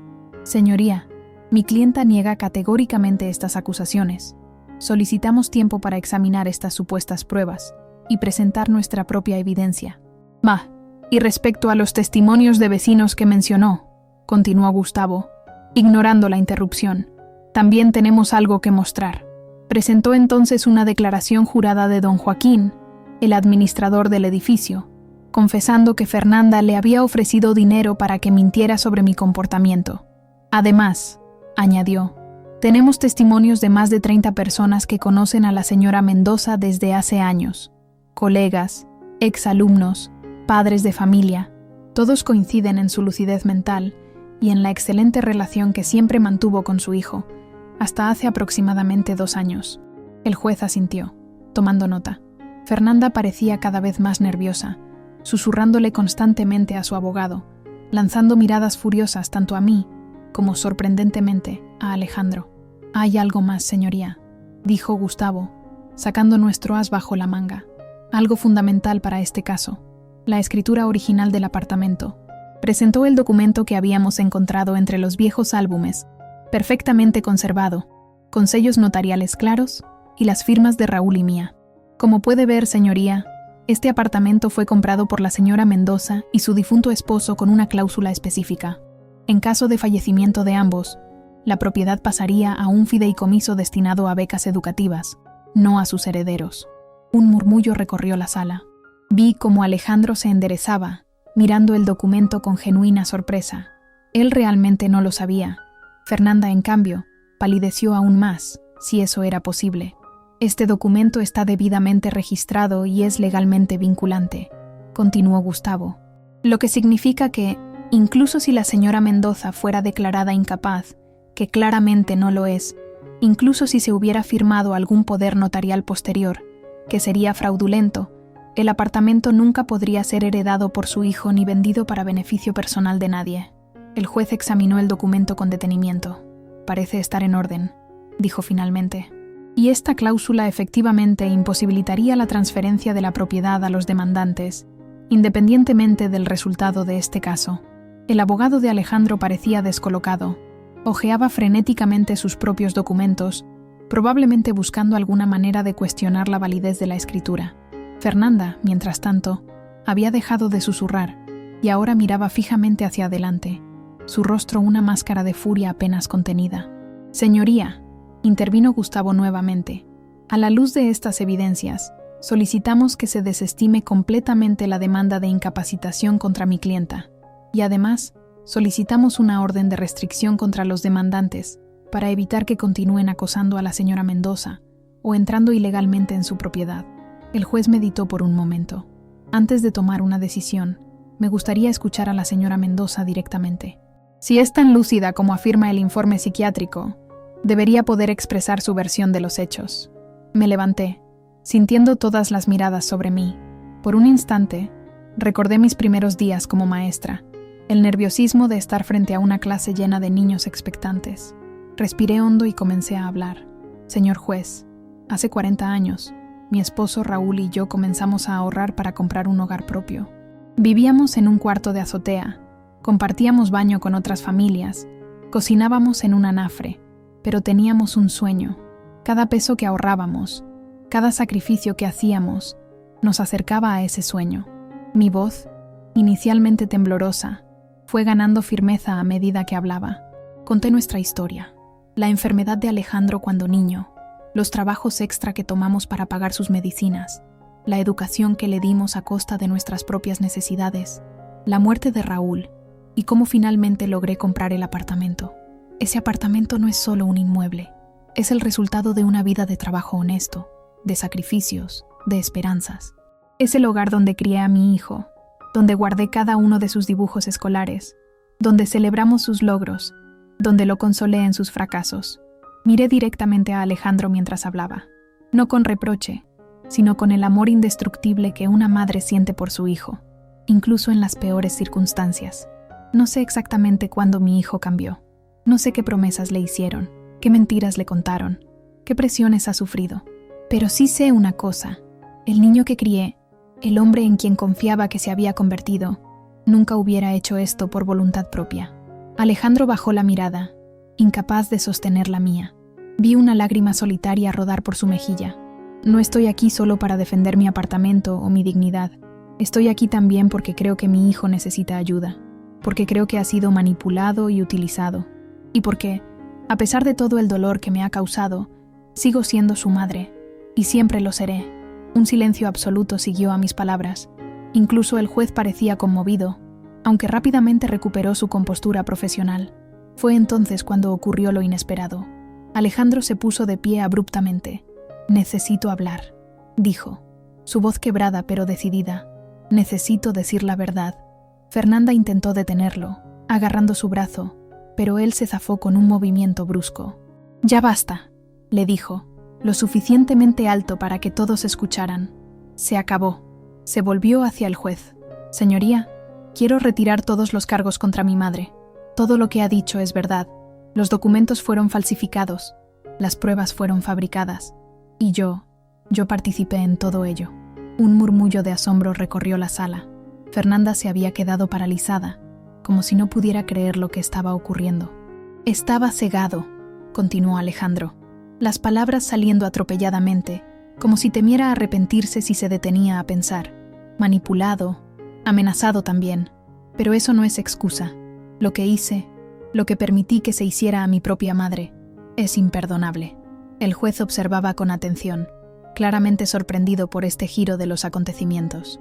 «Señor Mendoza», dijo finalmente, «está usted admitiendo haber participado en un intento de fraude procesal, posiblemente en falsificación de documentos y otros delitos graves. ¿Es consciente de las consecuencias legales de esta confesión?» «Lo soy, señoría», respondió Alejandro, «y estoy dispuesto a afrontarlas. Solo pido que se tenga en cuenta que actué bajo coacción y que haré todo lo posible por reparar el daño que he causado, comenzando por decir toda la verdad». Y entonces, ante la mirada atónita de todos, especialmente de Fernanda, Alejandro comenzó a relatar cómo había sido todo desde el principio, cómo Fernanda había planeado meticulosamente ganarse su confianza, alejarlo de mí, convencerlo de que yo estaba perdiendo facultades, cómo había falsificado documentos, sobornado personas, manipulado pruebas. «El embarazo ni siquiera es real», confesó, provocando jadeos de sorpresa. «Era solo otra mentira para presionarme, para hacerme sentir que no tenía opción». Fernanda, finalmente saliendo de su estupor, se puso de pie. «¡Está mintiendo!», gritó, toda pretensión de compostura olvidada. «Todo esto lo planeamos juntos. Él quería el dinero tanto como yo». «Silencio en la sala», ordenó el juez, golpeando con su martillo. «Señora, le sugiero que guarde silencio y consulte con su abogado inmediatamente. Sus palabras pueden ser usadas en su contra». El licenciado Domínguez intentaba calmar a Fernanda, pero ella se había transformado. La máscara de refinamiento y falsa dulzura había caído completamente, revelando a la mujer calculadora y fría que realmente era. «Eres un cobarde, Alejandro», seguía gritando. «Un debilucho manipulado por su mamita. Te vas a arrepentir de esto». 2 guardias se acercaron para contenerla, mientras el juez ordenaba un receso de 20 minutos para restablecer el orden y la compostura en la sala. Durante el receso, Gustavo me llevó a una sala privada junto con Alejandro, quien había pedido hablar conmigo a solas. La tensión era palpable cuando nos sentamos frente a frente, madre e hijo, con un abismo de traición y dolor entre nosotros. «Mamá», comenzó, su voz apenas un susurro. «No sé ni por dónde empezar». «Por la verdad», respondí simplemente, «es todo lo que siempre he querido de ti». Y así, entre lágrimas y confesiones entrecortadas, Alejandro me contó todo. Cómo había conocido a Fernanda en un momento de vulnerabilidad, justo después de terminar una relación larga. Cómo ella había sido increíblemente comprensiva y atenta al principio. Cómo gradualmente, casi imperceptiblemente, había comenzado a aislarlo de sus amigos, de sus colegas, de mí. Empezó sugiriendo que estabas envejeciendo, que te confundías con pequeñas cosas. Yo al principio no le hacía caso, pero ella insistía tanto. Señalaba cada pequeño error, cada olvido normal, hasta que comencé a verlo a través de sus ojos. Me explicó cómo, poco a poco, Fernanda había ido elevando sus ambiciones y exigencias. Primero fue un coche nuevo, luego vacaciones costosas, luego la idea de comprar una casa en una zona exclusiva. Yo le decía que no podíamos permitírnoslo, pero ella insistía en que merecíamos más, que con mi talento debería estar ganando el triple. Me hizo sentir insuficiente, fracasado. Y entonces, un día, sugirió la solución. Mi apartamento, al principio como una petición de ayuda temporal, luego como una exigencia, finalmente como un plan elaborado para quedarse con él permanentemente. Cuando te negaste en la boda, se enfureció como nunca la había visto. Dijo que te haríamos pagar, que lamentarías haberte interpuesto en nuestro camino. Me contó sobre los documentos falsificados, los sobornos, las mentiras elaboradas, cómo Fernanda conocía a personas que podían hacer cualquier cosa por dinero, falsificar firmas, testimonios, incluso informes médicos. Yo sabía que estaba mal, confesó, las lágrimas corriendo libremente por su rostro, pero para entonces ya estaba tan metido. Había firmado documentos, había mentido bajo juramento, y ella dejaba muy claro que si la traicionaba, se aseguraría de que yo cayera con ella. Le pregunté por el préstamo, por la enorme deuda que había contraído. El dinero ya se ha ido, respondió con amargura. Fernanda lo gastó en ropa, en joyas, en muebles para un apartamento que no podíamos permitirnos, y en sobornos, por supuesto. Sobornos a todos los que nos han ayudado en esta locura. Mientras lo escuchaba, sentí una mezcla compleja de emociones: dolor por lo que había hecho, alivio por su confesión, preocupación por su futuro, pero sobre todo, sentí que recuperaba algo que había dado por perdido: mi hijo, no el hombre frío y distante de los últimos meses, sino el niño vulnerable e imperfecto que siempre había sido, debajo de todo. ¿Qué vamos a hacer ahora?, preguntó finalmente, su voz pequeña, como cuando era niño y se metía en problemas. Lo correcto, respondí, tomando su mano por primera vez en mucho tiempo. Vamos a hacer lo correcto, juntos. No será fácil, habrá consecuencias, pero saldremos adelante. Cuando regresamos a la sala del juzgado, Fernanda ya no estaba. Según nos informó Gustavo, había intentado salir del edificio durante el receso, pero había sido detenida por orden del juez, quien había considerado que existía riesgo de fuga, dados los delitos confesados en la sala. La audiencia continuó, esta vez con un tono completamente diferente. El juez no solo desestimó la demanda de incapacitación en mi contra, sino que ordenó una investigación criminal completa sobre Fernanda, el licenciado Domínguez y todos los implicados en el intento de fraude. Alejandro, por su confesión voluntaria y su disposición a colaborar con la justicia, recibió un trato más indulgente, aunque enfrentaría cargos menores por su participación. Cuando finalmente salimos del juzgado, ya era tarde.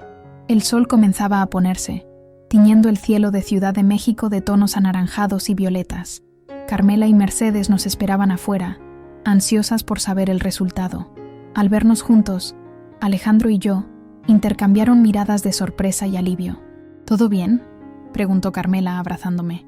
No todo, respondí con honestidad, pero lo estará. Mientras caminábamos hacia el taxi que nos llevaría a casa, sentí una paz que no había experimentado en meses. No era el final de los problemas, ni mucho menos. Había heridas que tardarían en sanar, confianzas que reconstruir, consecuencias legales que afrontar, pero había recuperado algo esencial: la verdad, y con ella, la posibilidad de un nuevo comienzo. Los días siguientes a la audiencia fueron un torbellino de actividad. La historia de la maestra jubilada que había desenmascarado un complot para quitarle su apartamento captó la atención de los medios locales. Varios periódicos y noticieros quisieron entrevistarme, fascinados por el drama familiar, la falsificación de documentos, la confesión pública de Alejandro. ¿La señora que luchó por su hogar y ganó?, sugirió un reportero como titular. No, corregí. La madre que luchó por su familia y por su dignidad, porque, en el fondo, eso era lo que realmente importaba. No solo el apartamento, aunque representaba el trabajo de toda una vida, sino el respeto a mi autonomía, a mis decisiones, a mi historia, y de alguna manera retorcida, también había luchado por mi hijo, por rescatarlo de una relación tóxica que lo estaba destruyendo. Fernanda fue acusada formalmente de varios delitos: intento de fraude procesal, falsificación de documentos, allanamiento de morada, falso testimonio. Su abogado, el licenciado Domínguez, también enfrentaba cargos por complicidad. La investigación seguía ampliándose, destapando un patrón de conducta similar en otros casos. Resultó que Fernanda Peralta, alias Fernanda Valenzuela, alias Fernanda Gutiérrez, tenía un historial mucho más extenso de lo que inicialmente habíamos descubierto. Al menos 3 casos previos de mujeres mayores despojadas de sus propiedades mediante esquemas similares. En cada caso, había usado a un hombre como intermediario, alguien vulnerable que pudiera manipular, alguien que diera un rostro respetable a sus planes. La revelación más impactante vino una semana después de la audiencia. La policía, investigando sus antecedentes, descubrió que la muerte de su primer marido, Enrique Domínguez, no había sido por causas naturales como se había dictaminado inicialmente. Una exhumación y nueva autopsia revelaron trazas de un veneno sutil, difícil de detectar. Fernanda ahora enfrentaba un cargo mucho más serio: homicidio premeditado. Alejandro, por su parte, colaboraba plenamente con las autoridades. Había entregado todos los documentos falsificados que tenía en su poder, había identificado a todos los cómplices, había confesado cada detalle del plan. Su cooperación y arrepentimiento genuino jugaban a su favor, aunque seguía enfrentando cargos menores que probablemente resultarían en libertad condicional y servicio comunitario. «Lo merezco», me dijo una tarde mientras tomábamos café en mi sala. Era la primera vez que venía a mi apartamento desde la confrontación. «Merezco cualquier castigo que me den. Lo importante es que has dicho la verdad», respondí, «y que estás tratando de hacer lo correcto ahora. ¿Cómo puedes ser tan comprensiva, mamá? Después de todo lo que te hice, porque soy tu madre, porque te conozco mejor de lo que tú te conoces a ti mismo, y porque sé que el hombre que conspiraba contra mí no era realmente mi hijo, era alguien perdido, confundido, manipulado». Alejandro se había mudado temporalmente a un pequeño apartamento en la colonia Narvarte. Estaba vendiendo todo lo que Fernanda había comprado con el dinero del préstamo: los muebles caros, las joyas, la ropa de marca. Intentaba reunir lo suficiente para comenzar a pagar su deuda. «La constructora ha sido comprensiva», me explicó. «Me han puesto en un plan de pago a largo plazo, con una reducción de sueldo durante varios años. No es ideal, pero al menos conservo mi trabajo». «¿Y qué pasará con ella?», pregunté. No mencionaba su nombre si podía evitarlo. «Está en prisión preventiva, sin derecho a fianza por el riesgo de fuga. El juicio será dentro de unos meses». Hizo una pausa. «Quieren que testifique contra ella». «¿Y lo harás?». «Sí», respondió sin dudar. «Es lo mínimo que puedo hacer. Por ti, por sus otras víctimas, por mí mismo». A medida que la investigación avanzaba, nos llegaban más detalles sobre Fernanda y su pasado. Su verdadero nombre era Mariana Peralta Ruiz. Había crecido en un barrio pobre de Monterrey, con una madre soltera que trabajaba limpiando casas. Desde joven había mostrado un talento especial para la mentira y la manipulación, según testimonio de antiguos vecinos y compañeros de escuela. Su primera víctima conocida había sido un profesor universitario, 30 años mayor que ella, que le había pagado la carrera de administración. Después vino un empresario textil, que le había comprado su primer apartamento de lujo. Luego Enrique Domínguez, quien la había introducido en círculos sociales elevados antes de su misteriosa muerte. Y finalmente, mi Alejandro, su boleto para establecerse definitivamente en la vida que siempre había querido.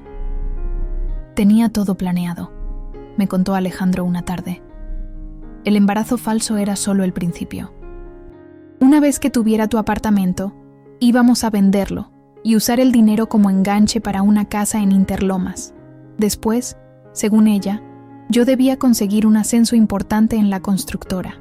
Tenía toda nuestra vida mapeada para los próximos 10 años, como si fuéramos personajes de una novela que ella estaba escribiendo». Mientras escuchaba estas revelaciones, me preguntaba cómo no había visto las señales desde el principio. Las pequeñas inconsistencias en su historia, su interés desmedido en mis posesiones, la forma en que alejaba a Alejandro de mí. Pero no servía de nada torturarme con el pasado.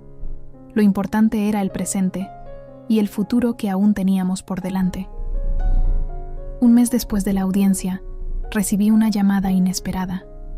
Era el representante de una editorial pequeña pero respetable, especializada en memorias y testimonios. «Su historia nos parece fascinante, señora Mendoza», dijo la voz al otro lado del teléfono.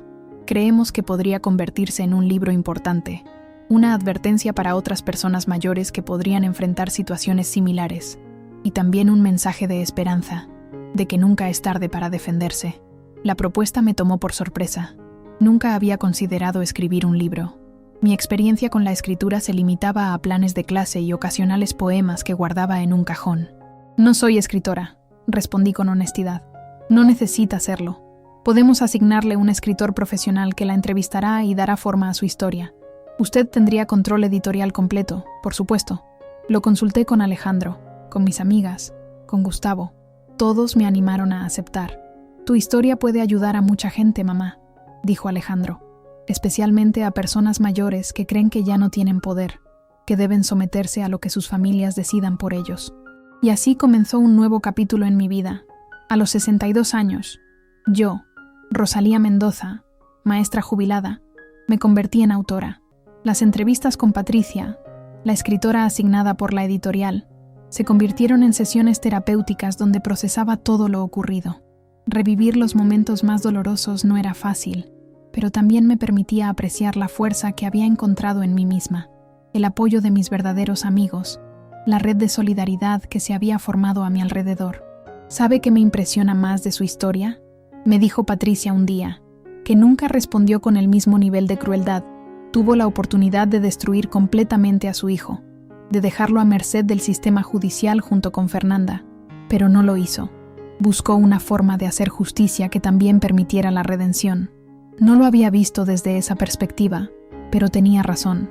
A pesar del dolor, a pesar de la traición, nunca había querido venganza. Solo justicia, ¿verdad? Y si era posible, una oportunidad de sanar. Mientras el libro tomaba forma, la vida continuaba. Alejandro y yo establecimos una nueva rutina. Venía a cenar los jueves en lugar de los sábados. Cocinábamos juntos, hablábamos sobre su trabajo, sobre mis avances con el libro, sobre el proceso judicial que seguía su curso. Había heridas que tardarían mucho en sanar, confianzas que reconstruir, pero estábamos en camino. 6 meses después de la audiencia, cuando el libro estaba casi terminado, recibí otra llamada inesperada. Esta vez era de la Escuela Benito Juárez, donde había enseñado durante tantos años. «Nos gustaría hacerle una propuesta, maestra Rosalía», dijo la directora Mercedes. «Estamos iniciando un programa de mentoría para maestros jóvenes. Pensamos que usted sería la persona ideal para coordinarlo. Su experiencia, su sabiduría, y ahora, después de todo lo que ha enfrentado, también su fortaleza». «Pero estoy jubilada», respondí, aunque la idea de volver a la escuela, de trabajar con maestros jóvenes, encendió una chispa de entusiasmo en mí. Sería solo medio tiempo, y la escuela se beneficiaría enormemente de su presencia. Acepté sin dudar. La idea de tener un propósito, de transmitir lo que había aprendido no solo como maestra, sino como mujer que había enfrentado y superado la adversidad, me llenaba de una emoción que hacía tiempo no sentía. La vida, que unos meses atrás parecía desmoronarse bajo mis pies, ahora tomaba un rumbo inesperado y prometedor. Un libro en proceso, un nuevo trabajo, una relación en reconstrucción con mi hijo, y mi apartamento, mi hogar, más mío que nunca. No solo porque había luchado por él, sino porque ahora representaba algo más: mi independencia, mi dignidad, mi derecho a decidir sobre mi propia vida. El juicio contra Fernanda finalmente llegó. Una mañana fría de diciembre, Alejandro y yo nos presentamos en el juzgado penal. Ella estaba allí, vestida con un uniforme carcelario que contrastaba dramáticamente con la imagen elegante que siempre había proyectado. Me miró con odio cuando entré, pero yo sostuve su mirada sin temor. Ya no me intimidaba. Ya no tenía poder sobre mí ni sobre mi hijo. Alejandro testificó con voz clara y firme, relatando todos los detalles del plan, cómo había sido manipulado, cómo ella había orquestado cada paso del complot. Otros testigos lo siguieron, víctimas anteriores, cómplices arrepentidos, expertos que analizaron los documentos falsificados. Cuando fue mi turno, Subí al estrado con la tranquilidad de quien ya no tiene nada que temer, de quien ha encontrado su voz y su fuerza. «Señora Mendoza», comenzó el fiscal, ¿podría contarnos cómo se dio cuenta de que estaba siendo víctima de un fraude? No fue un momento específico, respondí. Fue una acumulación de pequeñas señales que al principio ignoré. La forma en que mi nuera miraba mi apartamento, como evaluando su valor, cómo comenzó a aislar a mi hijo de mí, los comentarios sutiles sobre mi edad, mi memoria. Cuando finalmente exigió abiertamente mi apartamento el día de la boda, todo cobró sentido. ¿Y qué sintió en ese momento? Pensé cuidadosamente antes de responder. Sentí traición, por supuesto, dolor, pero sobre todo sentí indignación, no por el apartamento en sí, sino por la suposición de que, por ser mayor, por ser mujer, por ser madre, debía someterme, que debía entregar lo que era mío por derecho, lo que había ganado con mi trabajo, solo porque alguien más lo quería. Durante todo mi testimonio, mantuve mi dignidad, mi compostura. No permití que el dolor o el resentimiento contaminaran mis palabras. Hablé con la claridad de quien conoce su verdad y no tiene nada que esconder. Cuando el juez finalmente dictó sentencia, 15 años de prisión para Fernanda por múltiples cargos, incluyendo el asesinato de su primer esposo, no sentí la alegría que quizás muchos esperaban. Solo un profundo alivio de que la justicia había prevalecido, de que otras personas estarían a salvo de sus manipulaciones. Esa noche, Alejandro y yo cenamos en mi apartamento. Había preparado chile en nogada, su plato favorito desde niño. Mientras comíamos, hablamos del futuro, de sus planes para salir adelante, de mi próximo trabajo en la escuela, del libro que estaba a punto de publicarse. ¿Sabes qué título le han puesto?, le pregunté. ¿Cuál? El apartamento. Simple, pero dice mucho, ¿no crees? Alejandro asintió pensativo. Es perfecto, porque no se trata realmente del lugar físico, sino de lo que representa: independencia, dignidad, historia. Exactamente.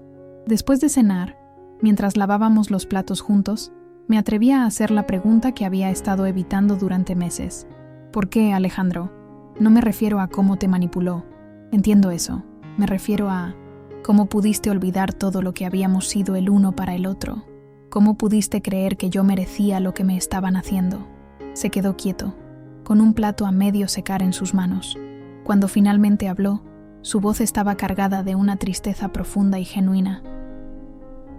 No lo sé, mamá. He intentado entenderlo yo mismo. Creo que una parte de mí siempre se sintió inadecuada, como si nunca pudiera estar a la altura de tus sacrificios, de tu fuerza. Y Fernanda, ella supo ver esa debilidad, supo explotarla. Dejó el plato y me miró directamente a los ojos. Pero eso no es excusa. No hay excusa para lo que hice. Solo puedo prometerte que pasaré el resto de mi vida intentando ser digno de tu perdón, si es que algún día puedes dármelo completamente. Lo abracé entonces, sintiendo su cuerpo temblar ligeramente contra el mío. No era el niño que había criado, ni el hombre en que se había convertido, sino algo intermedio, alguien herido, imperfecto, en proceso de reconstruirse. El perdón no es algo que se gana, hijo, le dije suavemente. Es algo que se da, día a día, decisión a decisión. Ya hemos comenzado ese camino. Esa noche, después de que Alejandro se fuera, me senté en mi balcón a contemplar la ciudad iluminada, la misma vista que había disfrutado durante años, pero que ahora apreciaba con nuevos ojos. Cada luz representaba un hogar, una historia, tal vez incluso una lucha como la mía. El viento fresco de diciembre me acarició el rostro, y por un momento sentí como si Raúl estuviera a mi lado, asintiendo con aprobación. Lo lograste, Chayito. Casi podía escucharlo decir. Defendiste lo nuestro, y encontraste tu fuerza en el proceso. Sonreí ante la idea. Sí, había defendido mi apartamento, pero había ganado mucho más que eso. Había recuperado mi voz, mi poder, mi sentido de valor. Y aunque el camino había sido doloroso, no cambiaría la mujer en que me había convertido a través de esta prueba. Mi nombre es Rosalía Mendoza. Tengo 62 años. Soy madre, maestra jubilada, próximamente autora y mentora. Y esta es mi historia. La historia de cómo perdí casi todo lo que amaba, y en el proceso de recuperarlo, me encontré a mí misma. Han pasado 3 años desde aquella audiencia que cambió el rumbo de nuestras vidas. Muchas cosas han ocurrido desde entonces, algunas dolorosas, otras inesperadamente hermosas. Mi libro, El apartamento, se convirtió en un éxito modesto pero significativo. No encabezó listas de bestsellers, pero llegó a las manos precisas para las que fue escrito. Mujeres mayores enfrentando situaciones similares, hijos preocupados por el bienestar de sus padres, profesionales que trabajan con adultos mayores. Recibo cartas y correos electrónicos cada semana, agradecimientos de personas que encontraron en mi historia la fuerza para defender su autonomía, su derecho a decidir sobre sus propias vidas. El programa de mentoría en la Escuela Benito Juárez floreció bajo mi coordinación. Trabajo con maestros jóvenes, llenos de entusiasmo e ideas frescas, pero que a veces se sienten abrumados por los desafíos de la educación actual. Les transmito no solo técnicas pedagógicas, sino también la resiliencia necesaria para este oficio tan exigente y tan noble. Y en el proceso, aprendo de ellos tanto como ellos de mí. A veces, cuando camino por los pasillos de la escuela, me parece ver fantasmas de mi pasado. La joven Rosalía corriendo entre salones con libros bajo el brazo, Alejandro esperándome después de clases con su mochila demasiado grande para su cuerpo pequeño, Raúl viniendo a buscarme en días de lluvia, paraguas en mano y sonrisa en los ojos. Alejandro ha reconstruido su vida paso a paso. Después del juicio, dejó la constructora donde conoció a Fernanda y encontró trabajo en una empresa más pequeña, con un sueldo menor pero un ambiente más familiar. Sigue pagando su deuda, viviendo modestamente, reconectando con amigos que había abandonado durante su relación tóxica. Ha comenzado a salir con una compañera de trabajo, Teresa, una mujer sencilla y honesta, que lo acepta con su pasado y sus cicatrices. Nuestra relación ha sanado lentamente. Hay días en que los recuerdos de la traición vuelven a mí con fuerza, momentos en que me pregunto si podré alguna vez confiar plenamente en él de nuevo. Pero esos momentos son cada vez más escasos, más breves. Lo que prevalece es el amor, la comprensión de que todos somos vulnerables, de que todos podemos perdernos y, afortunadamente, también encontrarnos de nuevo. Fernanda sigue en prisión, cumpliendo su condena. A veces aparece en las noticias cuando se revela algún nuevo aspecto de sus múltiples fraudes y crímenes. No siento odio hacia ella, solo una especie de compasión distante. Qué triste debe ser vivir así, incapaz de experimentar amor verdadero, siempre calculando, siempre manipulando. Su belleza física se marchitará en la cárcel, y cuando salga, si es que lo hace, no tendrá nada genuino a lo que aferrarse. Ni familia, ni amigos, ni recuerdos preciosos. Mi apartamento sigue siendo mi hogar, mi refugio. He hecho algunas mejoras. Un nuevo sofá, cortinas más luminosas, una pequeña renovación en la cocina que siempre había querido hacer. Pero su esencia sigue siendo la misma. Las paredes siguen guardando los ecos de risas pasadas, de conversaciones nocturnas, de sueños compartidos.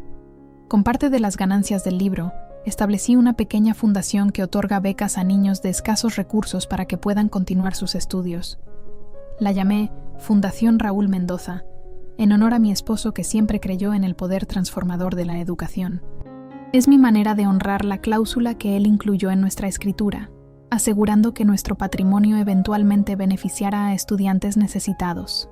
La vida tiene giros inesperados. A los 65 años, cuando muchos piensan que su historia ya está escrita, yo descubrí nuevos capítulos por vivir, nuevos horizontes por explorar. Me he convertido en conferencista ocasional en temas de derechos de los adultos mayores. He viajado a algunas ciudades del país para presentar mi libro. He conocido personas maravillosas que, como yo, se niegan a ser definidas únicamente por su edad o por las expectativas ajenas. En uno de esos viajes, conocí a Javier, un profesor universitario jubilado de 68 años, viudo como yo, con una historia propia de pérdidas y reconstrucciones. Comenzamos una amistad que lentamente se ha transformado en algo más. No es un romance apasionado como el que viví con Raúl en mi juventud. Es algo diferente, más pausado, más reflexivo, pero igualmente valioso. Compartimos libros, conciertos, largas conversaciones sobre la vida y sus misterios. Nos acompañamos sin exigirnos nada más que honestidad y respeto mutuo. Hace un mes, Alejandro y Teresa me dieron una noticia que iluminó mi corazón. Voy a ser abuela. Un niño, según las ecografías, que nacerá en primavera. Lo llamarán Raúl, en honor a su abuelo, a quien nunca conocerá físicamente pero cuya herencia de amor, trabajo y dignidad corre por sus venas.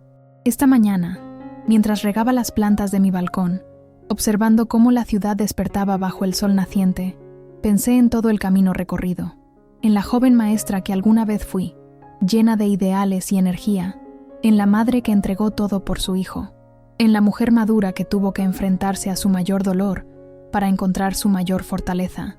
Y me di cuenta de algo importante: nunca es tarde para defenderse. Nunca es tarde para decir no cuando intentan pasar por encima de tus derechos, de tus sueños, de tu dignidad. Nunca es tarde para reescribir tu historia, para decidir que el último capítulo no será de resignación y pérdida, sino de renacimiento y esperanza. Mi apartamento, este espacio físico por el que luché con todas mis fuerzas, es mucho más que paredes, ventanas y recuerdos. Es el símbolo de mi autonomía, de mi derecho a elegir, de mi capacidad para sobreponerme a la adversidad. Cada rincón cuenta una historia, de sacrificios, de amor, de traición, de redención, y esas historias, todas ellas, me pertenecen. A veces, en noches tranquilas como esta, mientras escribo en mi pequeño estudio con la ciudad iluminada extendiéndose a mis pies, siento que Raúl está aquí conmigo, no como un fantasma o una presencia sobrenatural, sino como la continuación de todo lo que construimos juntos, de todo lo que soñamos, de todo lo que fuimos el uno para el otro. Lo logramos, mi amor, le susurro a veces. Defendimos lo nuestro, y ahora hay nuevas generaciones que llevarán adelante nuestros valores, nuestros sueños. La vida sigue su curso, con sus altibajos, sus sorpresas, sus dones inesperados. Y yo sigo aquí, en mi apartamento, en mi hogar, disfrutando cada amanecer como un regalo, cada atardecer como una promesa, más sabia, más fuerte, más consciente de mi propio valor, agradecida por las lecciones aprendidas, incluso por las más dolorosas, preparada para los nuevos desafíos que seguramente vendrán, porque eso es la vida, ¿no es así? Un constante comenzar de nuevo, un continuo aprender y desaprender, un viaje que no termina hasta el último aliento, y que tal vez, quién sabe, continúa de alguna forma misteriosa más allá de lo que podemos comprender. Y mientras haya vida, hay posibilidad de sanar, de perdonar, de reconstruir, de levantarse después de la caída, de decir no cuando es necesario, y sí cuando el corazón lo dicta, de encontrar belleza en lo cotidiano, fuerza en la adversidad, esperanza en medio de la oscuridad. Esta es mi historia. La historia de una mujer que creyó haberlo perdido todo y descubrió que, en realidad, nunca había perdido lo esencial: su dignidad, su voz, su poder para decidir sobre su propia vida. Y si mi historia puede inspirar a una sola persona a defender lo que es suyo por derecho, a no permitir que la edad o las circunstancias la conviertan en invisible o prescindible, entonces todo habrá valido la pena, porque todos merecemos ser protagonistas de nuestra propia vida, hasta el final. Todos merecemos respeto, consideración, autonomía. Todos tenemos derecho a decir no cuando intentan arrebatarnos lo que nos pertenece, sea un apartamento, una decisión o simplemente nuestra dignidad. Y yo, Rosalía Mendoza, a mis 65 años, con todas mis arrugas y canas, con todas mis cicatrices visibles e invisibles, con todos mis recuerdos dulces y amargos, sigo en pie, sigo decidiendo, sigo viviendo, en mi apartamento, en mi hogar, en mi vida que, contra todo pronóstico, ha resultado ser más rica, más plena y más significativa de lo que jamás hubiera imaginado.